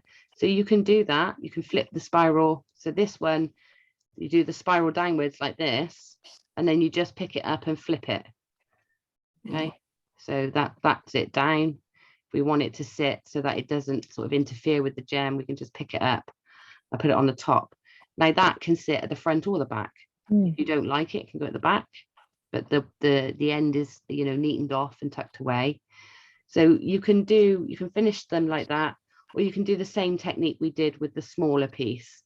You can bring that up to the top, change direction with your wrapping, and wrap it into the, you know, the sort of bail area. Okay, so a couple of options with those. All right, is everybody feeling okay with those so far? Yeah. Okay, so next then, I'm going to show you that the twisted one. So if you are not enjoying the finish with one wire, if you twist them together, it does sort of hide any discrepancies, and it can also hide the big shoulders. So if the wire is sticking out too much, you can't get that really snug finish. It can sort of hide them. And I quite like the finish. And if you work with bare copper or sterling silver, this gives you a lovely texture as well. So if you wanted to patina this, you can, you know, patina it and then take off the high points with a file or a buffing block, and you'll get a lovely texture on the top too. So let me find an appropriate gemstone to do this with. I'm going to use this lovely labradorite, another lovely lab. Right, and I'm going to get some more 0.4 wire. So I'm going to double up. So I'm going to take 40 centimeters of the wire, and this time when I thread it through, oh, I've got a tricky drill. Oh, there you go. This time when I thread it through, I'm going to take the wire to the center of the wire, so I've got even lengths each side. Now, one thing actually we should mention whilst we're doing these top drill drops, often when they're you know, hand drilled and hand faceted, sometimes the drill hole can be on askew. You've probably encountered that before, and that can really throw a spanner in the works for briolette wrapping, because, you know, and this is when this twisting technique will really come in handy as well, because it can hide that discrepancy. You can straighten it out. Okay, so just the same as before, make sure the wires are right at the tip of the gemstone and twist them together. This time we're going to do more than just a couple of twists. We're going to twist all the way up. So I'm going to start it off right at the tip. Now, when I'm twisting, can you see how I've got this? I've got my wires crossed over. I've got my index finger into where the cross is, so that's keeping them evenly apart. Okay, so the way to get an even twist is to have the wires evenly apart and have even pull on tension. So my index finger is through here, and the tension I'm putting on the wire is in my hand. So I've got my tension here. So I'm pulling like that. That makes sense. It's like, Yeah. and get a good pull on both wires. So I'm going to start twisting. Okay, so first off, you can start by using the gemstone to twist, but then don't be tempted to keep twisting from the gemstone, because what will happen is it will twist greater here where the tension, where the the turning is happening, and then it will snap. So start with the gemstone, but then work up and more twist sort of up as you go, holding the wire, twisting a section at a time. Okay, so you can keep going with this.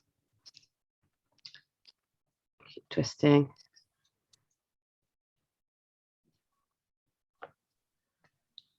And you don't need it absolutely perfect. So don't worry if you twist it tighter in one area and looser in the other. Don't worry too much.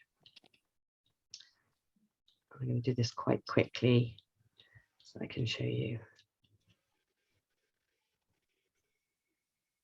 Okay.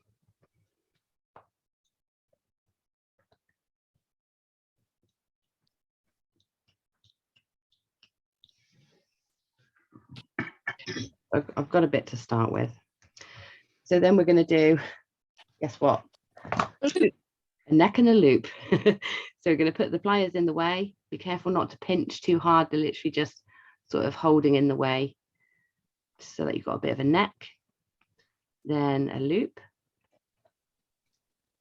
Okay, I'm going to do exactly the same as we have. We're going to wrap around the neck a couple of times until we get to the tip of that briolette. And then we're going to, rather than pull the wire around, we're pushing it round now. So we're not pulling very hard. We're just placing it round. You keep going, keep going, keep going. And what's lovely about the twisted wire is it's got the thickness, and so it covers quickly like a 0.6 or 0.8 would, but it's got the soft malleability of the 0.4. So it's sort of, you can just literally wrap it round and it sort of finds its way. Okay, and of course you can add a bit of extra twist if you need more. So I think I need a bit more here. So I'm adding a bit of twist, and then keep going around until you've got as much of the gemstone covered as you like. And I've done and come below the shoulders. So that's nice. It's tucked, it's hidden those drill holes at the top. Okay, so then finishing the wire, we can do exactly the same and pull it up straight up the back and wrap it around.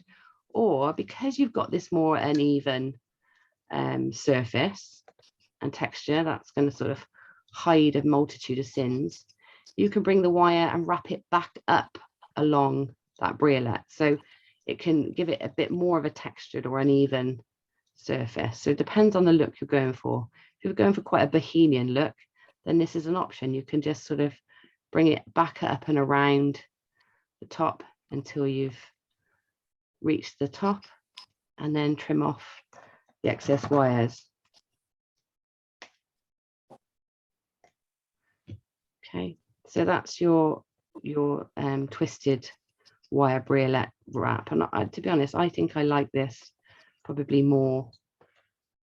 It looks like a rope around the top. Okay, so that's that.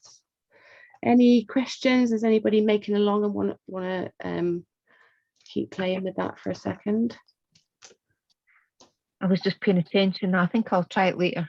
Yeah, me. Okay, fair enough. Yeah. Right.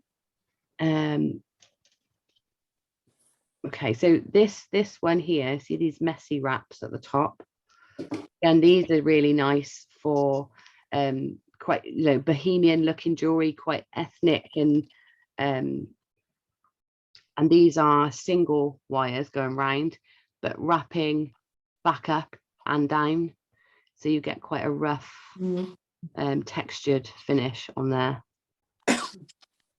So those are quite nice to do, and that's just the same as I've shown you, except it's a single wire. Did last week on those little earrings, were that when you got the three little dangly bits, were they wrapped? I can't remember now. Which earrings? So you got like the spirals, Mm. and then you've got 3 tiny little stones coming off them. No, I think they were just I think they were just rounds, weren't they? Well, that I can't remember. I think they were just rounds with just a loop. Right, okay. But you know, you could do this technique with those. That would look nice. Yeah. Right. Let's do something a bit more. What were the other shapes that you guys we talked about a minute ago? Remind me, what have you got that I haven't done?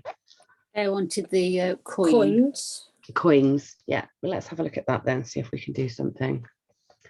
So, are they really slippy? That makes a difference. You know, agates are really slippy, and your wire slips around on it much more.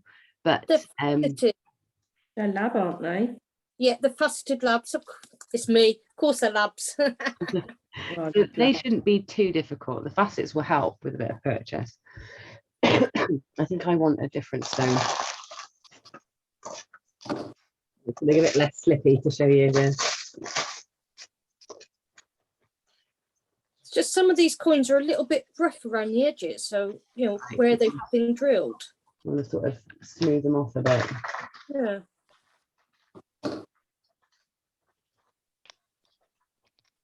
I'll give it a go at the same time. I would just watch. Okay. It's up to you. Let's try it. Okay.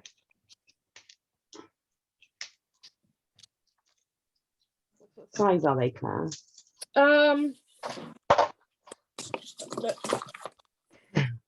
You've got different sizes. Yeah, they're graduated. So you've got a 10 mil going up to the biggest one is Is that 20? not quite 20, it's 18 mil. Okay. Well, this is probably a good mid-size then. This one is similar size, and it's got a bit of a profile to it, so like a bit of a queen-like edge. So we'll try this. I'm going to use 0.8 wire, and I'm going to try and find a soft wire for this, because this is the sort of thing that you really don't want much spring on. So a nice soft wire will be better. So, you know, the wire that, if you've got wire from Jewelry Maker, it really varies depending on which batch you got. So if you've got bare copper wire, then have the soft bare copper. That's, you know, that'll be nicer for this technique. So I'm not gonna do anything fancy on the bottom here. I'm just going to put a loop in so it doesn't pull through. That's all. Okay, and we'll just practice, see what happens at the top. So I would navigate this just the same as any of the others. So put that shoulder in. The shoulder is really important. So I haven't really said why that's important. It's important because it gives you a bit of purchase and something for the first loop to sit underneath. So that's why the shoulders are important, to have those couple of wraps first to help sort of lay the foundation for the next. It's like the center of a spiral. It just, you know, you need that in there. Okay, so I think it's just a case of taking it slow, and rather than pulling it round, placing it again. So the first couple are going to be okay because they're going to follow that you know, the neck, the spiral of the neck.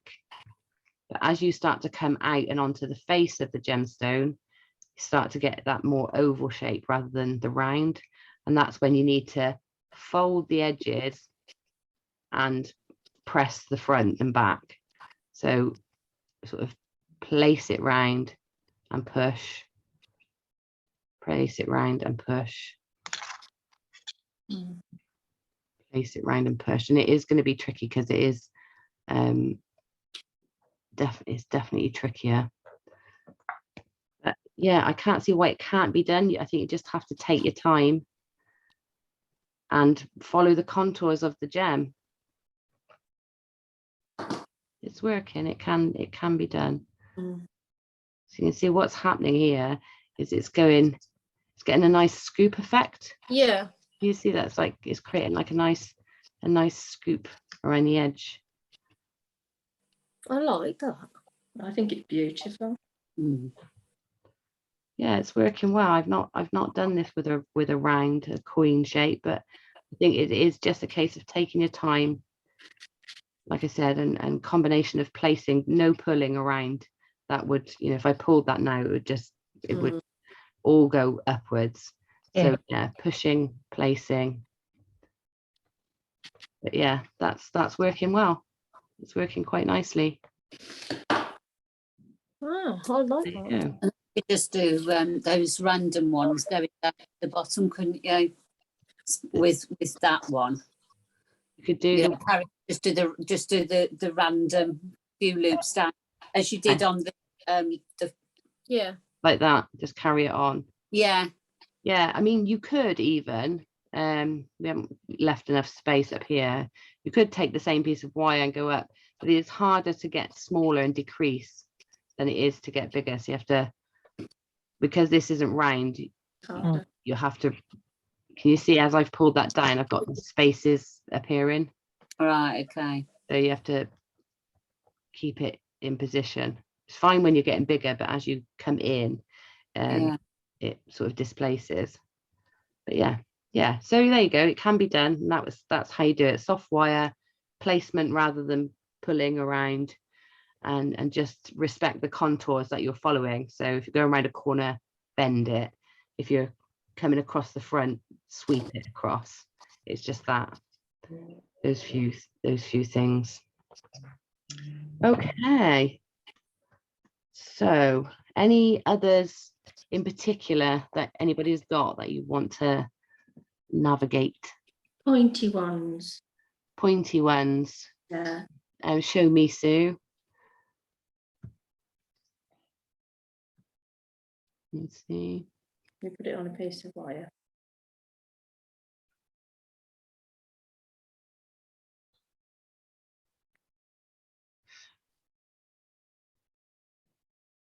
Pointy. They're like bicones, aren't they? But Yeah, Yeah, almost like a. are they like a pointy Swarovski? at the top. Pointy at the top. So a lot like Same sort of thing. a lot like these ones. I can't see you, Joe. Sorry, let me change the That's okay. spotlight. A lot like these ones. Yeah, so it's going to be the same principle. It would be exactly the same. And Yeah. and the round ones, if they're rounded, they're Yeah. actually easier because you're just working round and round rather than pushing against that, navigating the straights and the bends. Yeah. So yeah, exactly the same principle as we've covered already. There is one other way to do those, and they end up looking like this. So you have a little sort of front and back All right. Yeah. spiral, Yeah. but it requires the drill hole to be sort of at least a 0.6 millimeter. So you've got to have a decent size. Yeah. Yeah, so it's got to have a bit of it, you know, a bit more of a drill hole. Now, if you're using like Swarovskis and things like that, then you will definitely have that. That looks like a Swarovski, is it? No, it's some crystals my sister-in-law gave me. Oh, right, okay, so this one, I'm gonna have to cut this one to show you how to do it. Don't cut it. I cut it because I haven't got another gemstone like that to show you handy. So this one I've got a 0.6 wire through, and I'm going to go through and I'm going to bring these pieces equal length. Okay, Yeah. so they're about 7 or 8 centimeters each. And again, you know, I'm always going to try and get those. This isn't so important in this one because we're not going to cover them up. Yeah. But always try and get them pinched in nice and close to the gemstone because it's just neater. Mm. And then we will twist these two together just to combine them like that. And then we'll just bring these wires parallel. Yeah. All right. And then these two parallel wires are going to become the loop. So we'll bring both of them round. And this time we're going to take the wires together, so we're using them as one around, but we don't want them to cross over. We want them to sort of sit next to one another. Okay, so we're wrapping around. Okay, and all we're going to do here is we're going to bring one wire around to the front of the gem and leave the other one at the back. Okay. And then we can trim off. I don't want a huge spiral, so I'm going to give myself about 1.5 centimeters-ish of wire. Yeah. And then just spiral these. And what they will do is just sit in between those shoulders. Yeah. Like that. Pretty. So that's quite a nice, Very pretty. Yeah. nice little finish, rather than it just being the plain, you know, wires coming out of the side of the gemstone. Is it a bit more interest? Mm. Okay. So yeah, so there's again using 2 wires. So you've got, you know, the same both sides as well with this one, which is quite nice. It doesn't matter if it flips, it's the same. Yeah. That's it. All right. Okay, so Leslie, you've got those like they're quite flat. They've got quite straight sides, haven't they? I mean, these ones, they're Yeah. Are they quite beveled, the sides, or are they quite straight? They've got quite a clear edge, Yeah, haven't they? edge. Sorry. Let's have another look. Yeah, so quite deep, and it's going to be the same principle as going around that circle, that coin. Yeah. Exactly the same. Pushing it to the contours. Yeah. Yeah. This one here, this is one of those top drilled sort of crystal points. And actually, you know, you can do all the techniques we've just done with these, but sometimes just the very simple hanger like that is. Can you spotlight yourself again, Jen, please? Sorry, if I can find me. There I am. Yeah, so these ones, they're those crystal, you know, the crystal points. Like, Yeah. and you know, I think they look nice with just that very simple. Yeah. So it's the simple design. hanger. Yeah, it's simple, isn't it? So you know, those are really easy. We can take some wire through. You can use whatever gauge will go through. I mean, this will take a 2mm wire through, so you could go really chunky if you wanted to. And you know, make a feature of the simplicity of the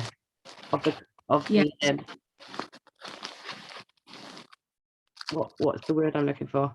Simplicity Of the piece. Of the piece. Yeah, that's a nice easy word. That's not what you were thinking, Jen. No, it isn't, but you know, it's exactly what I meant. Okay, so I don't need, you know, a really long length one end. I need a bit longer the other to do the wrap. So again, push the shoulders up and pull them so that they match this sort of angle of the top of the gemstone, sort of like hugging it almost. And then again, we're just going to twist a couple of times to combine those wires. Okay, and then trim off the excess, make the loop.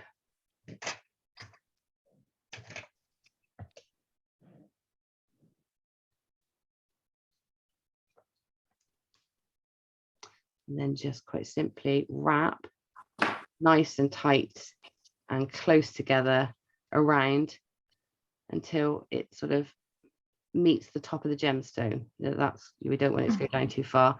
And you can cut that off there and keep it very simple like that one, just a simple sort of wrap around like that. Or you can, we can, you know, make a spiral. I wouldn't sit the spiral on top of the gem, but I'd sit it on top of the wraps. So if I cut myself about 2 centimeters, that is. This is a 0.8 wire I'm using here, by the way. And I'm just going to create a bit of a spiral. And I'm going to sit it onto the wrapped section. So bring it, spiral it all the way around so that it sits onto the wrap section. And you can sort of move the spiral around until it sits where you want it. So you maybe got a little bit of an extra decorative finish on there, but you know, it's not essential. It's just, if you don't like just the cut edges, I know some people just don't like cutting the edges off, you can spiral it on. Like Can you bring it down like the others as well on those, or is it just too difficult? well, no, you can. You definitely can. It would be I mean, there's angles to navigate here. Yeah. So, and you know, I suppose you can think, do you want to cover the gemstone? It's really up to you. You could definitely bring it down if you wanted to. You could. So when I do the weaving part, one of the weaving with you, we'll be doing something like this, and we'll be using the excess wires to travel down the gem. So we're doing that. We'll do that in Okay. wire weaving part 1, which I think is week 4. So week 4. Yeah. So we'll look at bringing these wires more into the stones then. All right. Okay. So any others, any that I haven't covered, or you're looking at thinking, no, don't know how to put that onto that stone? Got this one, Gem. It's Oh yeah, there's shards, like, yeah. yeah. And I would say with that one, briolette wrapping is definitely not going to be what suits it. Okay. Unless you want to do like a heavily clustered briolette wrap, like these ones, where you've got sort of the wire wrapping up and down, and the texture is the feature. Okay. Okay. So you could do that, and you would start it in exactly the same way we started this one, for example. Okay. But I would say with those, it's nice to do a simple technique like this, where the top just mimics the edge of the top of your stone. So if Okay. it's quite uneven, try and match the contours, just so that it mimics it, and you know, makes it part of the feature. Cool. Okay. Yeah. Yeah. I feel like I've forgotten something, but is there anything anybody wants to know, or I haven't covered that you'd like to know how to do? I've got a question, please. Okay, let me find you. Where are you? Yeah, okay. When you've got a lot of, you want to do like a waterfall effect with briolette wraps. Yeah. How do you get the, how do you get it even? So if you, The sort of effect that you had on the advert for this oh, the bubble style. yeah, that sort of thing. But when it's sort of goes down into a point, Like, what I mean, so like that this. sort of thing. Yes, yes, Yeah. yes. Okay. So yeah, let's quickly look at these then. So it's tricky, and there's 2 things to think about. So if you have to taper your gemstones, so think about the sizes of the gems, so make them smaller as you go down. And let's look at some of these. So this this is quite difficult to dissect here because there's so much on here. So in this one, this is the standard chain in the findings packs, you know, that the very standard one. Yeah. And in each loop there is two gemstones. Yeah. So it's really tightly packed. And what I do is I put more than one gem. So can you see here I've got like 3 beads on one, and then some of them have got a link at the bottom with an extra one on. Yeah. Building up volume by either putting more beads on each stem than on each head pin, and that gives you more volume. You can get more volume by putting more loops into each chain link. So here at the top there's 1 in a chain link, then as I get further in, there's 2, and then in this really dense area there's 3. Yes. Okay, and then when it comes down into tapering into that point there, this is a separate length of chain added in. So Yeah. it's gone round here, and then here I've put a separate length of chain and tapered that piece, so down into the point. So you to get the taper, it's two things: how many individual pieces you put into each link, how many stones are on each head, Yeah. and then, you know, gradually getting bigger and then smaller. Back down to the smaller. Yeah. Okay. It's tricky doing these. Now this was easy because they're not wrapped loops, Right.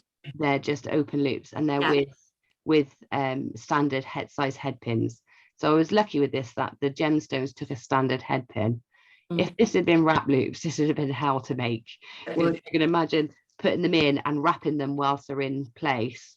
That would have been really, really tricky to do. So I've actually done kind of this one, and that was wrap loops. yeah, so when it's really dense, it's where have we gone? Oh, there you are. Oh, that's lovely. That pretty. I really struggle with that sort of thing. It's Beautiful. Yeah. getting the taper. So Gail, have you used more in the top and less in the bottom, or how have you achieved your taper? Yeah, so I've got just 1 at the bottom, and then I've kind of got 2, and then I've gone up to about 4 into the links at the top. Yeah. Are they all the same size beads? Yeah. I've got a bubble star necklace that I made, and I've used all different ones for that, but for this particular one, they're all exactly the same. That's beautiful. It's so pretty, isn't it? It's so pretty, yeah. Mine always looks gappy. It's just put more in. Yeah. More. And also the type of chain you use makes a difference. So because if you use the flat curb like this, the beads sit one side or the other. Whereas if you use a Rolo chain, much better for doing tassels and bubble style pieces, because the beads will sit around it rather than front or back. Yeah, that makes sense. They gather better. So which is better, a Rolo chain or a Rolo chain is better? Rolo chain is much better, I think. There's another way you can achieve the look if you're doing a necklace without all the work, and that is make all your wrapped loops, and they have to be wrapped loops for this technique. Make all your wrapped loops, and on the end, so do sections like where you've got like this. So you've got I can't see your gem. Oh, sorry, it's okay. Right again. So do sections where you've got a bead and then a bead hanging off it. Yes. So you get that movement. Yeah. Okay. And then just make loads and then just thread them all onto beading thread. Yeah. And you have to do loads and loads. Yeah. So that because as you can imagine, the bead, the wire together. Yeah. Yeah, they sit together, but they form a rope, and then the little ones on the end dangle.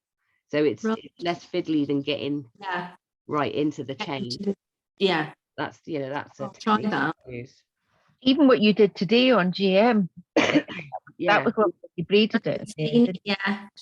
Yeah, that's it. Layers. It gives you that look without having to do. I mean, I love this piece, but it was. There is so many gems in there. So heavy. There's so many gems in. But yeah. So that's how you do it. So the bubble style pieces.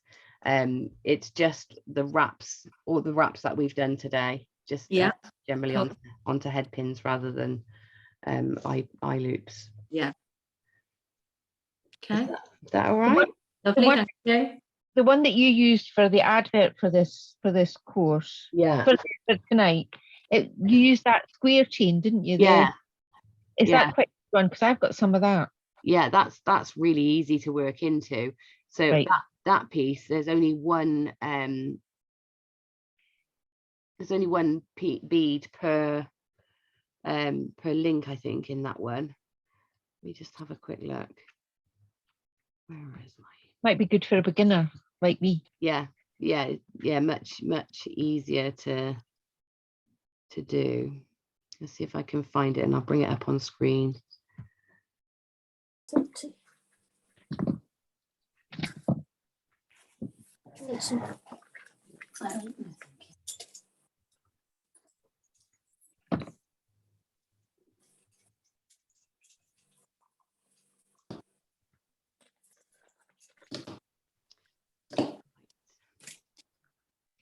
Oh, you've got your bubble one. Yeah, Can't make it. it's gone tatty now. Just needs to clean. That's all. No, this the this, talk. yeah. So this was a bubble one that I did. Oh, yeah.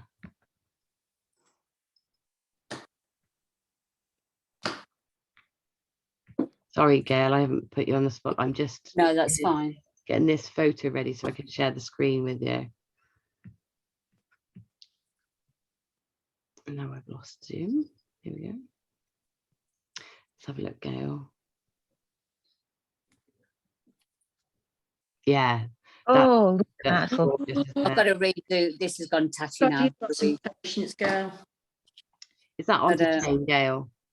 That's on. Yeah, that's on that kind of the JM chain. Yeah.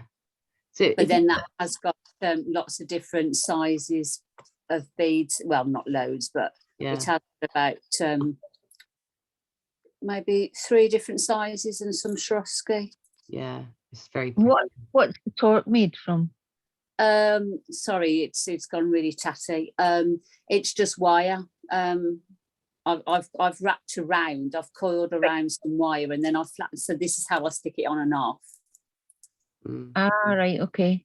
But as I say, I've got to. That's why it's down here. I've got to repair this. I've got to redo this. It's gone tatty. She used to wear it all the time, otherwise, Yeah. you know. It's Yeah. lovely. I've seen you in that one. It is gorgeous. Yeah, isn't it? it's one of They my- are. well, It is worth doing them because they are absolutely lovely. yeah. Let me just show you. It'll be a good way of practicing your wrap loops as well. Yeah, I actually got Yeah. quite good after that, and then I didn't do any wire for a while. So then it Yeah, that's the one. Yeah. Beautiful. that's I like lovely.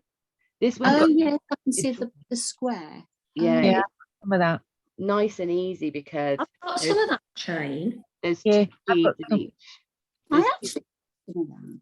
So they're big eye loops for a start, so that makes it nice and easy because they're quite big links on the beads, and there's 2 in each link.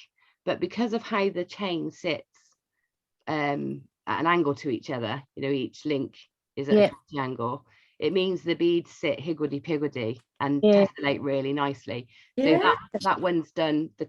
That was done by graduating the size of the beads, nothing more. Just 2 in each link and Yeah. graduating the size.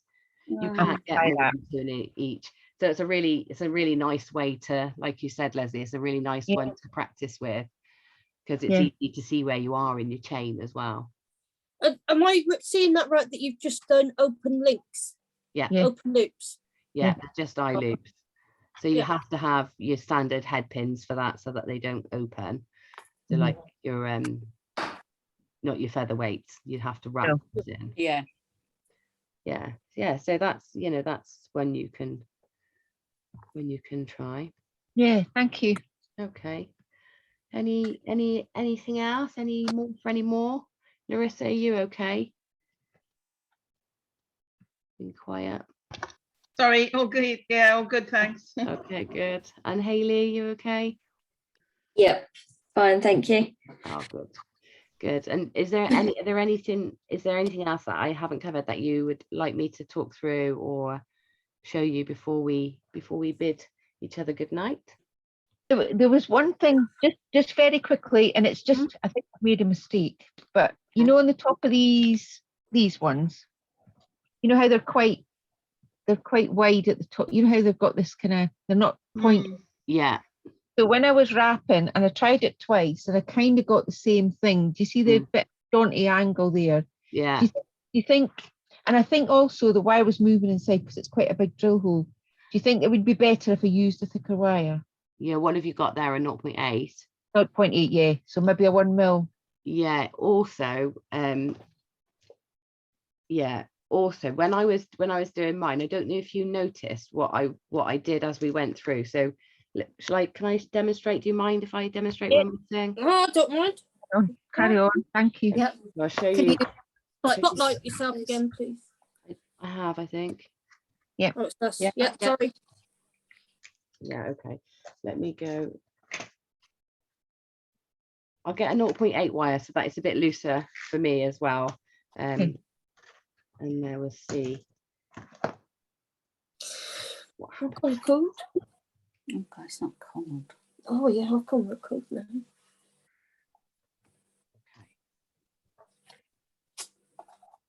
So pop that up through. Yeah. We're going to start with that neck as always. So yeah, it's a bit loose, a bit wiggly. Yeah. Go off center easy. That's how you get that. Yeah. Yeah, I understand that. So I think I put this right as I was going and didn't think about what I was doing. So I'm just gonna go round till I get to that neck. Yeah. And what I would say is try and go down so that it's as tight as possible to start with. So really pull that wire in around the neck, and that will help at least secure it top to bottom with it being really sturdy. Yeah. And then when I started, I'm going to take the wire around that first way round, and then I repositioned, so made sure that everything was center again. Just repositioned it because I can see it's going off center. Yeah. Reposition, make those little adjustments, and then I think it's just keeping an eye that stays on the center. Yeah. Push it over. And again, take it slow. Don't try and do it all in one go. That's what I did. Yeah. You might need to reposition a few times to get that cap. Yeah, so I think it's more a case of slowing down and making sure you reposition it as you go before it gets too far off kilter and you can't put it back. Yeah, that's great. Thank you. So try that. Yeah, I'll try that again later. Yeah. Okay. Thank you. No worries. Right, so challenge then for next week. Those of you that are on the course and have done last week and this week, you've got to do a project that combines the two. Okay. Okay. So what the thing for cementing any of these techniques in is to do them again, but not straight away. So do them straight away again tomorrow if you can, or over this week, but also revisit the one before and bring it into what you're doing. And that's gonna get you start thinking about how to put these techniques together for design, but also reaffirm that muscle memory almost from last week. And keep you incorporating the techniques, because it's easy to learn a technique and then forget about it and not use it again. Yeah, I think that's what's happened with me with some things. Because I stopped doing wire work for a while. Yeah, just got to do stuff. Oh, hello. Yep. Yeah, I just stopped doing wire work and I was doing other projects, and I just seem to have lost some of the techniques that I've learned before. Because some of the things that you taught us on the inspiration days, I just couldn't remember how to do them. So hence why you were here. That's it. But it's that saying, isn't it? If you don't use it, you lose it, and that's true. So keep coming back and revisiting. And so as we go through the course, I'll try and encourage you every week to use a little bit of each technique we've used and progress your designs in that way. And soon enough, you'll be looking at any of the techniques we do, apart from there's a few like Viking knit and things like that, they're more like separate to your general wire working. But everything in this course, if you look at a very ornate piece of wire work, by the end of the course, you should be able to know how to break down how that went together and how that worked. And that's what the aim of this 10 weeks is. You can look at something and deconstruct it and know which techniques were used where and how to go about it yourself. You don't have to be daunted by these really fancy looking wire work pieces. You'll be able you'll know exactly what goes into each piece. Great. Yeah. So practice, practice, practice. Narissa, you're gonna have very sore fingers tomorrow. I've got some alligator tape. you might have to rest up. Claire, Gail, are you in tomorrow? Yes. Yeah. I've swapped my day at work around, so I'm actually having tomorrow off and working Friday. So Excellent. yeah. Excellent. Okay, well, I'm going to go and get set up for tomorrow then, and I'll see you at 10. Can I just ask what date is it? We're not on the course again. 19th of April. 19th of April. Okay. So we got next week, and then we miss a week. Okay, that's fine. Yeah. Thank you. I'll write that down somewhere. It is on all your days. It does skip. Right. I think. I never noticed. Hayley, was it I you? think it's after the bank holiday. Yeah, it is. It's the week after the bank holiday. I'm retired now. I don't know what bank holidays are. It's actually your birthday that day, isn't it? Yeah. Yeah. Yeah. Oh. That's why I'm having the day off. Yeah. Yeah. Gonna have a nice, very long weekend because it's bank holiday, then my birthday. It's on a Tuesday, so that's good. Yeah. Nice long weekend. Nice. The children go back to school, so it's nice for me. Yeah. Get them out the way. Yeah. Yeah. Got it for 2 Right. weeks now. Mine hardly comes home now. He's like big and grown up, so sometimes Sue I looks feel like, days on end. Sue Sorry? looks like she's got a halo, doesn't she? Me? Yeah, with a clock. The clock? Yes, but we all know otherwise, don't we? Ooh, Gemma. Oh, no cake for you again, lady. Right, I am gonna bid you Yep. farewell. Good night, sweet Okay. dreams, sleep tight. No bugs don't bite. Yeah. Okay. Okay. Thanks very much. See you. See you tomorrow. See ya. Bye. Bye. Bye. Bye. Bye.